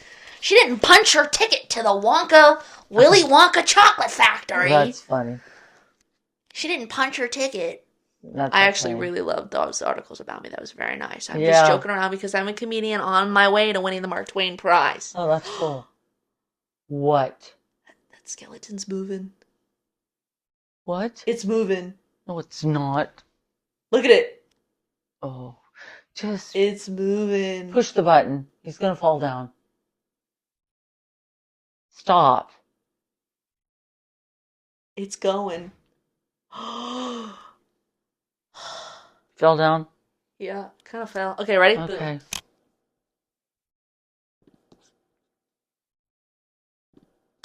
Is a feeling. It brings people together. It helps us wake up. It brings us motivation, longing, comfort, or contemplation. A cup of coffee to me isn't just a cup of coffee. It's an invitation to what's possible. This was long before I could actually taste the magic Roundup beans inside of the red tin can with the word that started with an F written across it. I miss mornings like these, though they are pretty much extinct now. Simpler times. Aha, maybe that's it. That's why people love coming down to the lake, away from the hustle and bustle of the city life, their work life. They come down with their children and a smile. Shit. Husbands, Holy wives, fuck. lovers. Oh no. That skeleton just fucking fell over. Was that paranormal? Like, maybe. If you're here, make me... I'll be Zach Bagans. If you're here, make me float up in the air, spin me around, and slam me on the ground! And that happened. That'd be stupid. Okay. Work all night. Okay. Push the button. That skeleton fell over there. You guys didn't see it, but you'll see it on the podcast on YouTube. Yeah. Oh well. Was that paranormal? I don't know. Nobody got hurt. Keep going. Unlike House 2. Yeah. Down to paradise. Either staying in a hotel, or maybe they are one of the lucky ones who own a second home, aka a playhouse. I spent 2 unforgettable summers cleaning and taking care of people's summer getaways. Lots of really rich homeowners. I would get a glimpse into their little idealistic worlds. These places weren't their actual homes. They were their getaway places. Their glittery ideas of what love, lust, and relaxation look like. Pictures of palm trees and signed framed photographs of Jimmy Buffett in the downstairs living room. A place to reconnect with oneself, their family, or their spouse. Or a place to put on a disguise of who they truly want to be for 48 hours on a planned out weekend in the summer. Or those infamous solo trips my grandfather would mumble under his breath about. The ones no one from their main turf knew about. All they knew, if anything, was that they were going out of town on business. But if you asked the local dock girl, she could go into more detail about her encounters with rich husbands and fathers of university stars and trust fund babies. That is, if the price was right for gut spilling. That was one of my favorite things I wrote in this entire book. Oh, really? I really loved writing that. Huh. And I did spend a few summers cleaning houses. Yeah. I love your voice so much. You should do more narrating. OMG, imagine a horror game narrated by you. Ooh. There was some characters, man, when I was cleaning those houses. I don't know if I want to say this, but it was so crazy. Like, literally, the Ozarks is a crazy town. Yeah, no. This Can't- married couple that I was literally No. cleaning their house was like, "We're gonna go take a shower," Okay. and I was like, "Okay." They had a coffee pot in their bathroom. They Oh. went to go take a shower together while I was cleaning their house. And didn't he come out? He in a came out towel? in a towel up to me. I think they were swingers. Yeah, well, And no. he was like talking to me, and I'm like, uh. He's literally sitting there butt naked in a towel, No. drenched with water. Didn't you see him at the store later on? I saw him and his wife at the store. And like, I'm cleaning houses and shit, so, but I thought I looked pretty good even cleaning houses. I saw him at the store later that day, and they were like, "Oh my God, you look so good. Look at your outfit, look at your..." I think they wanted to hook up with me. Oh, jeez. It was crazy. They kept going on, and I'm thinking, I didn't think I looked that shitty this morning cleaning your house. No. That was one of the craziest No, but things ever. there- He did that on purpose. No, but He came to yeah. to me in his towel, Ugh. water dripping from his biceps. Oh. I don't even know where a bicep is, but it was dripping. And I'm like, vacuum in hand. Like, What are you doing? I literally was like, I think I bent down, like, and I was like, because I literally was so, I was like, I don't know what to do. I'm literally like, they had shoes by the door. I'm like tying their shoes. I'm like, yes, sir. I don't want to look at you. You're going to lose your towel. No, but is that show still on? Can they still watch it? What show? The one about the real estate here. Yeah, Lakefront Empire. Lakefront Empire will show you the world that we're in Yeah, right but now. yeah, and I was clean. It's interesting. I cleaned houses, and I just had so many crazy experiences. That was one of them. It's a reality show where they're showing all these houses that are for sale. Yeah. And you kind of get an idea of what this place is like. And, you know, when you have 1 million people in the summer, in the season, well, the season really kind of started on St. Patrick's Day because they have like all these parties going on. You don't want to go out on St. Patrick's Day. I sound like my dad.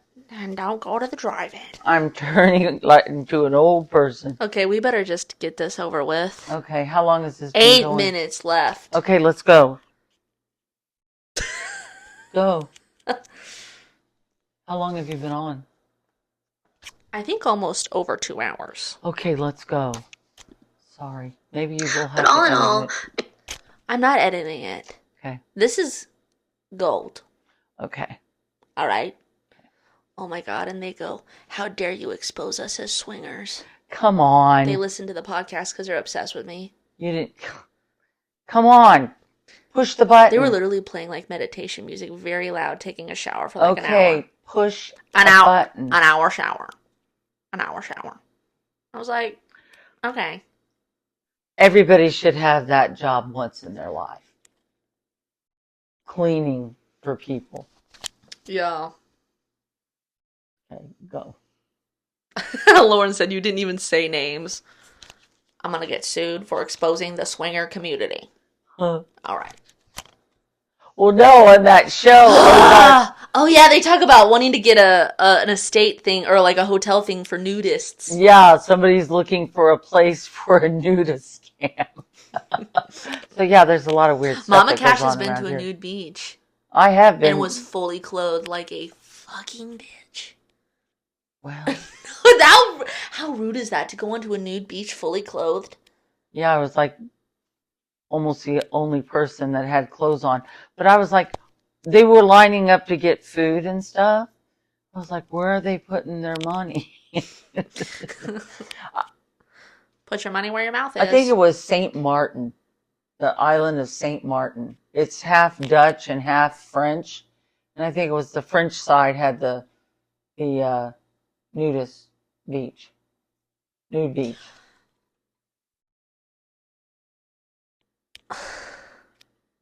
This is a paranormal podcast. Yeah, we gotta, sorry. Reel it in. Next time, Reel it we in. won't be going off the deep end. No one will watch. Okay, well, we will go off the deep end. That's why we never get anything done. We're always working, but it takes a long time to get stuff done because we're always getting off onto a different I love how you're subject. including we in this, because normally you blame me. Okay. You go, you need to be more proactive. Okay, let's go. You airhead. I don't say. You go, you. Samuel said, I love this. You airhead, cotton-headed niggy muggins. I don't say What's that? What's the elf thing? Cotton-headed ninny muggins. I never even heard of that. Okay, push the button. Okay.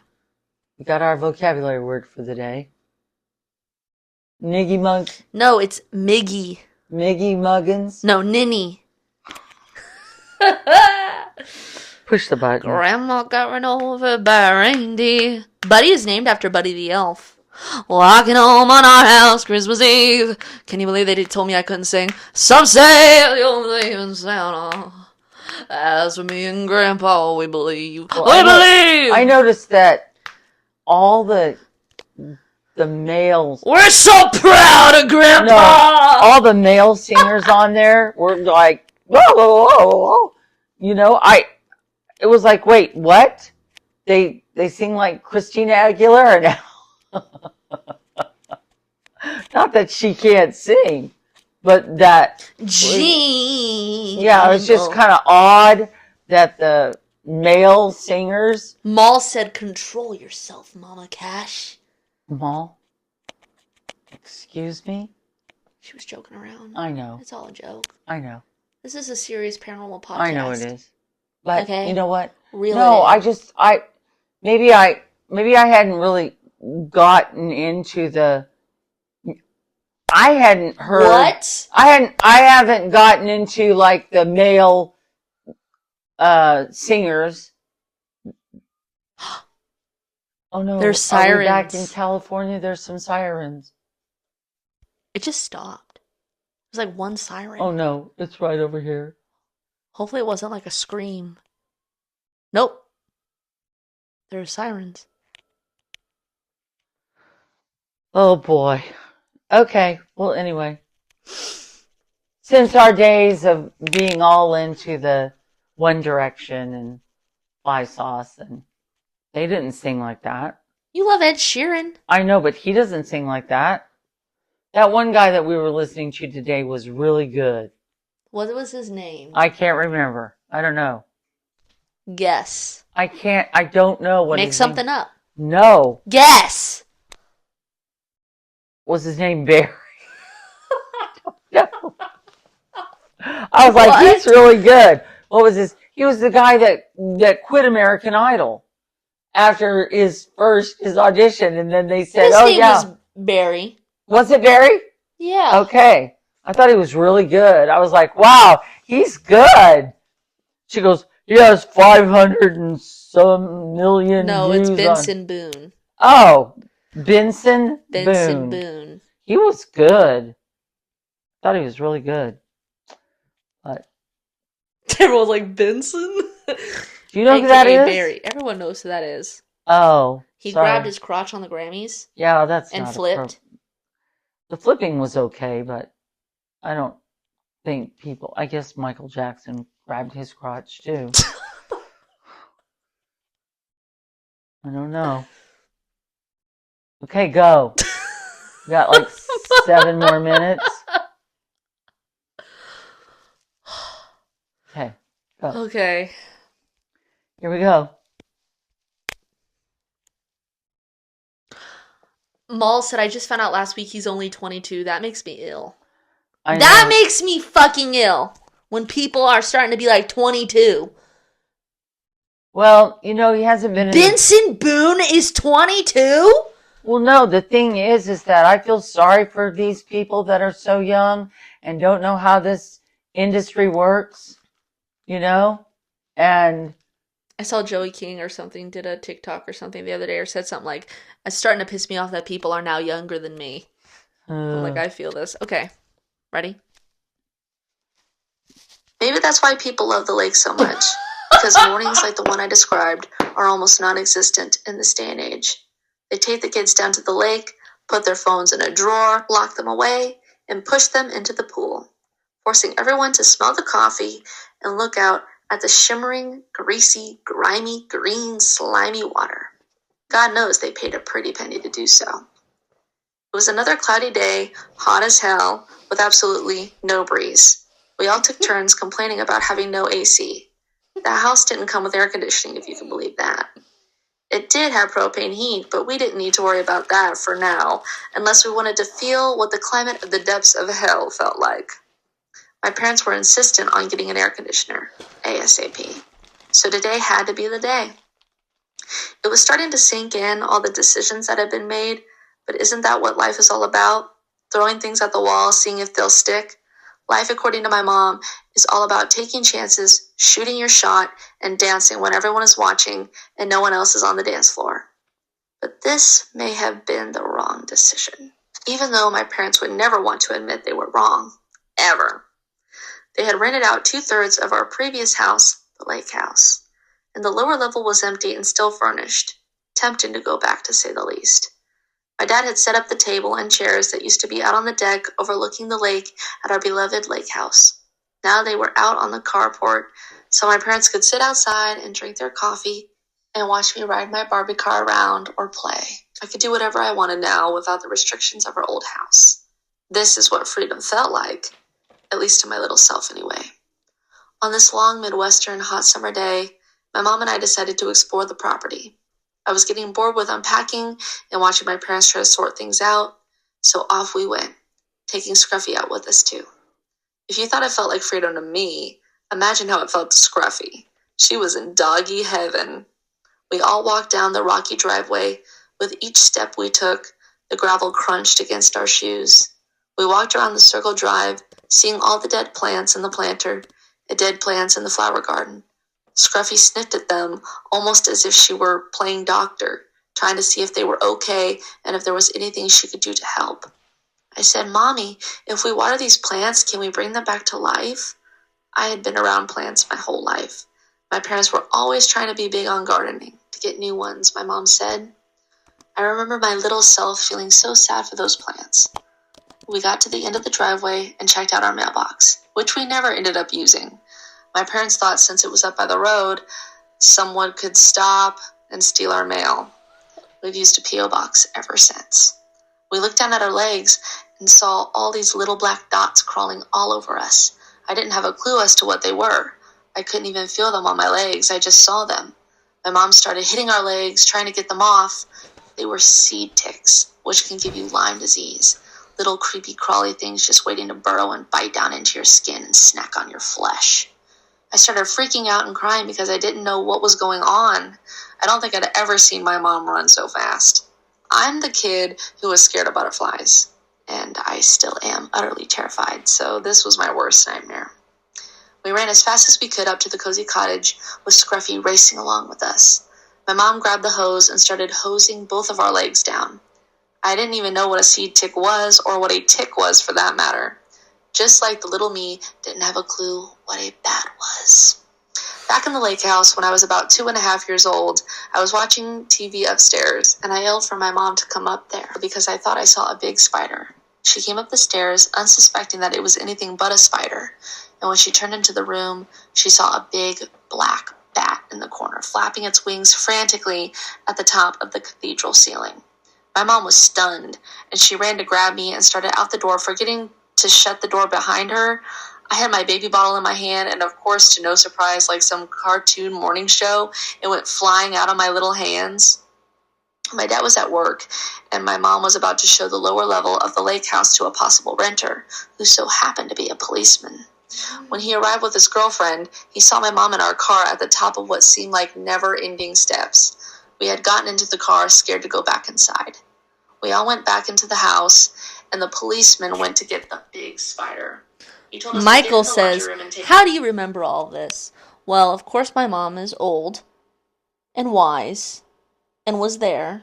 So she helped me, remember this. But, I did, I have memories of this house and this time in my life. But, like, just like that bat story, like, I grew up hearing that story, so it's like stories that I heard growing up, and then also experiences that I had that I remembered. Oh, yeah, since we're not going to write a book about that house, What? talk about the stuff that went on at that house whenever, What house? huh? What house? The lake house, where you Oh, saw the bat. we're not gonna write a book about it? Mom, this podcast is gonna be like 4 hours Never long. mind. Never mind. I'll talk about it another time. Okay. We were like, we're not gonna have anything to talk about. We've been on here for like 4 hours. No, we haven't. Push the button. You're gonna talk about the whole thing of me seeing the person walking up the stairs? Yeah. What? Just push the button. You look very young right now. Thank you. Push the button. You do. And I Thank look... Very royal with your crown. I love the crowns. And again, our sponsor is the Queen Bee Crown Company. Yeah, I love Use my code PresleyCash at checkout. I love wearing the you can crown. get 10% It's off awesome. any crown that your heart desires. Again, that is queenbeecrowncompany.com out of Overland Park, Kansas. Yeah, look it up. Is it Kansas or Kansas City? No, it's Overland Park, Kansas. Kansas. Kansas City, you've got Kansas City on the Kansas side, and you got Kansas City on the Missouri side. I love that story. Okay. All right. Never mind. And this is Aha's Take on Me. Big cover. He called for backup, and no one would come. Luckily, he was able to get the bat in a blanket and took it outside. Never a dull moment in my life from the very beginning. I started to calm down a little once I saw the seed ticks were being washed off my legs. After we got the seed ticks off and the hysteria died down, my mom and I went to Walmart to get flea and tick medication for Scruffy, because she was probably covered with those little black dots too. Since we were there, we also bought the biggest window air conditioner we could find. By the time we got back, my dad had gotten a lot of unpacking done. It was like magic. He had a habit of showing his Danny Tanner superpowers off like this once in a while. My mom was anxiously waiting while my dad installed the air conditioner in the window. She was sweating, and my mom literally never sweats. She's the kind of person who could sit by the pool in the dead of summer in a sweater drinking a hot cup of coffee. I must have been having a lot of potassium. Between the ticks and the heat, my mom was getting more ticked off by the minute, pun intended. And my dad knew he was walking on eggshells. While my dad installed the air conditioner, I was busy digging around in one of my unpacked boxes of toys. For me, I always knew my parents had things under control. Or so I thought. After my dad got the air conditioner installed in the window, he had the idea for us all to run up to Pizza Hut while the house was cooling down. Not actually run, but like get in the car and drive up there, just to clarify. That would be a long, dark, scary run for sure. Luckily for us, our new house was not far from Pizza Hut, the only chain restaurant for miles. It was hard to deal with the fact that we had just moved from Tantera Estates, which had a Burger King and a pizza joint on the property, along with room service to the estate homes from their main restaurant. Now you can have food delivered from everywhere, but back then it was a rare amenity. Tantera was a resort haven. Half the property was a fabulous hotel, with amenities galore and half a residential area.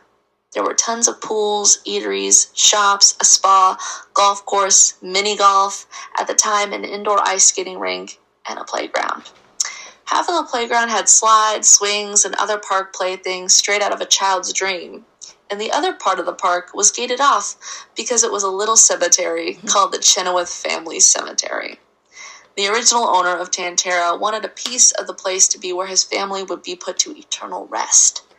Nothing says kid-friendly like a graveyard by the teeter-totter, but hey, that's the Ozarks for ya. Going to Pizza Hut sounded like a plan to decompress and just take our minds off of what was happening and hopefully calm everyone down. Even though the day got really hectic with the ticks and heat, we ended it on a good note. I mean, pizza solves everything. Am I right? We came back home to the cozy cottage after our trip up to Pizza Hut and walked into the kitchen. We were met with a big gust of crisp, cold air. My mom and dad took sighs of relief as the cool air hit our faces. Finally, a small sense of normalcy. Yay, we're done! Something that I did in the book that I don't know if anybody noticed, but I would name the chapters a name, and then I would end each chapter with the name. So, like, that chapter was called A Small Sense of Normalcy, so then I ended it, finally, A Small Sense of Normalcy. Oh, yeah. You knew that. I knew that. I thought it had something to do with songs at the end. What? It was a long time ago when you wrote those books.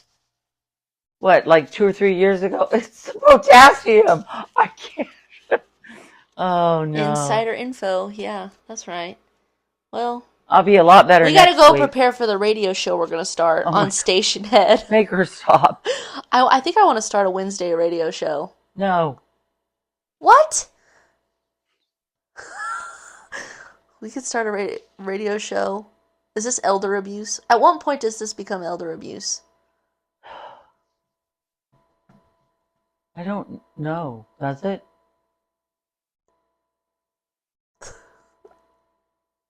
Sarah said, make sure you guys get sleep. Yeah, we need to get some. Lauren said, do it. Michael said, can I hear it from LA? Well, yeah, I think on Station Head you can do it. Mama Cash said no, just like Taylor. Chalky said, Presley, you do what you want. I can't do it without my wingman. Goose. You don't know what any of this means, but would I be Maverick? Or who would be Maverick and who would be Goose in between us? What? From Top Gun. I haven't seen that movie. Yeah, you haven't. No, and I that's haven't. the problem. I don't want to see that movie. I don't like military movies. It's not about the military. It was. I think it's about the Navy. Well, that's military. No, they fly planes. Air Force. It's Tom Cruise. Top Gun. I don't care. One of my biggest irks of my life is that Tom Cruise was not at my Eras Tour show. But he was at the one in England. Could you imagine if we would have been partying it up with Tom Cruise? I would have been in Scientology like that. I said, yeah. We went to a few classes at Scientology. Shut up. What? Hey, we graduated Scientology in when one we day. went to LA, it was like, we're going to do a lot of really crazy Hear that, stuff. Tom? I'm open. And then one day we were gonna go to our class, and it was like they were saying on the whatever it was we were hearing this on. Yeah, what were we hearing it on? I have no idea that there was a murder in the parking lot, and well, I guess we won't go. Then the parking lot, it was cleaned up, so we went. Later on, we went. Well, they took care of that murder. They were very nice at Scientology. I felt very at home. Guys, don't come for us. We're just fucking around, but it was true. That happened. We've done a lot of weird stuff. You know what? Could you imagine if Tom Cruise would have been at our Eras Tour? Like, singing, hanging out in the VIP tent? Oh, it wouldn't have... It would have been so fun. I wouldn't even have cared. I would have went, Tom who? I'm sorry, everybody. You are bullshitting Tom me. Cruise. I never really thought Tom Cruise was like, I never... Well, he was in that one movie where he was dancing. Wasn't he? What's that called? I don't know. Guess. Where he's dancing in front of that stairway. Guess what it's called. I have no idea. Just take a guess. I have no idea. Guess right now. I can't remember. Just guess. Guess. I haven't had enough potassium. If you say potassium one more time, just guess. Take a guess. Mom, take a guess. Tom Cruise starred in. I don't know. Guess. I have no idea. Take a guess. Dancing with the Stars. No, do a funnier thing. I have no idea what it was. I have no idea. Maul said, dangerous shenanigans. Mom, just take a guess. I did. Tom Cruise in his underwear dancing in what movie? I have no idea. What's the opposite of safe? What? What word is the opposite of safe? This is a paranormal podcast. What's the opposite of safe? Haunted. You take chances, which means you take... I have no idea. What rhymes with frisky? Oh. What rhymes with frisky? We Goodbye. are not ending this podcast until you guess. What rhymes Risky with... business!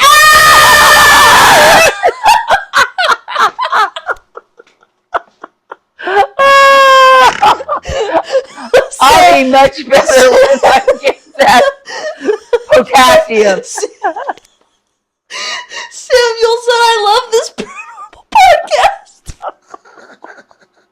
podcast. Sarah said, whiskey. That's funny. I loved Tom Cruise in Whiskey Witness. Lauren said, yay, go Mama Cash. I got it. Shut I up. won. Don't encourage this type of behavior. I couldn't help it. The potassium deficiency. You watch next week, I'll be able to answer these questions right off the bat. Okay, Well, guys, it's been great. I've had to go to the bathroom for an hour and a half. You know what? I wish I could. I wish I could read the comments, but I'm over here. I can't read the comments. So it's been fun. Tom Cruise just joined. No, he didn't. It's been fun. Been fun, you He guys. invited me on his plane.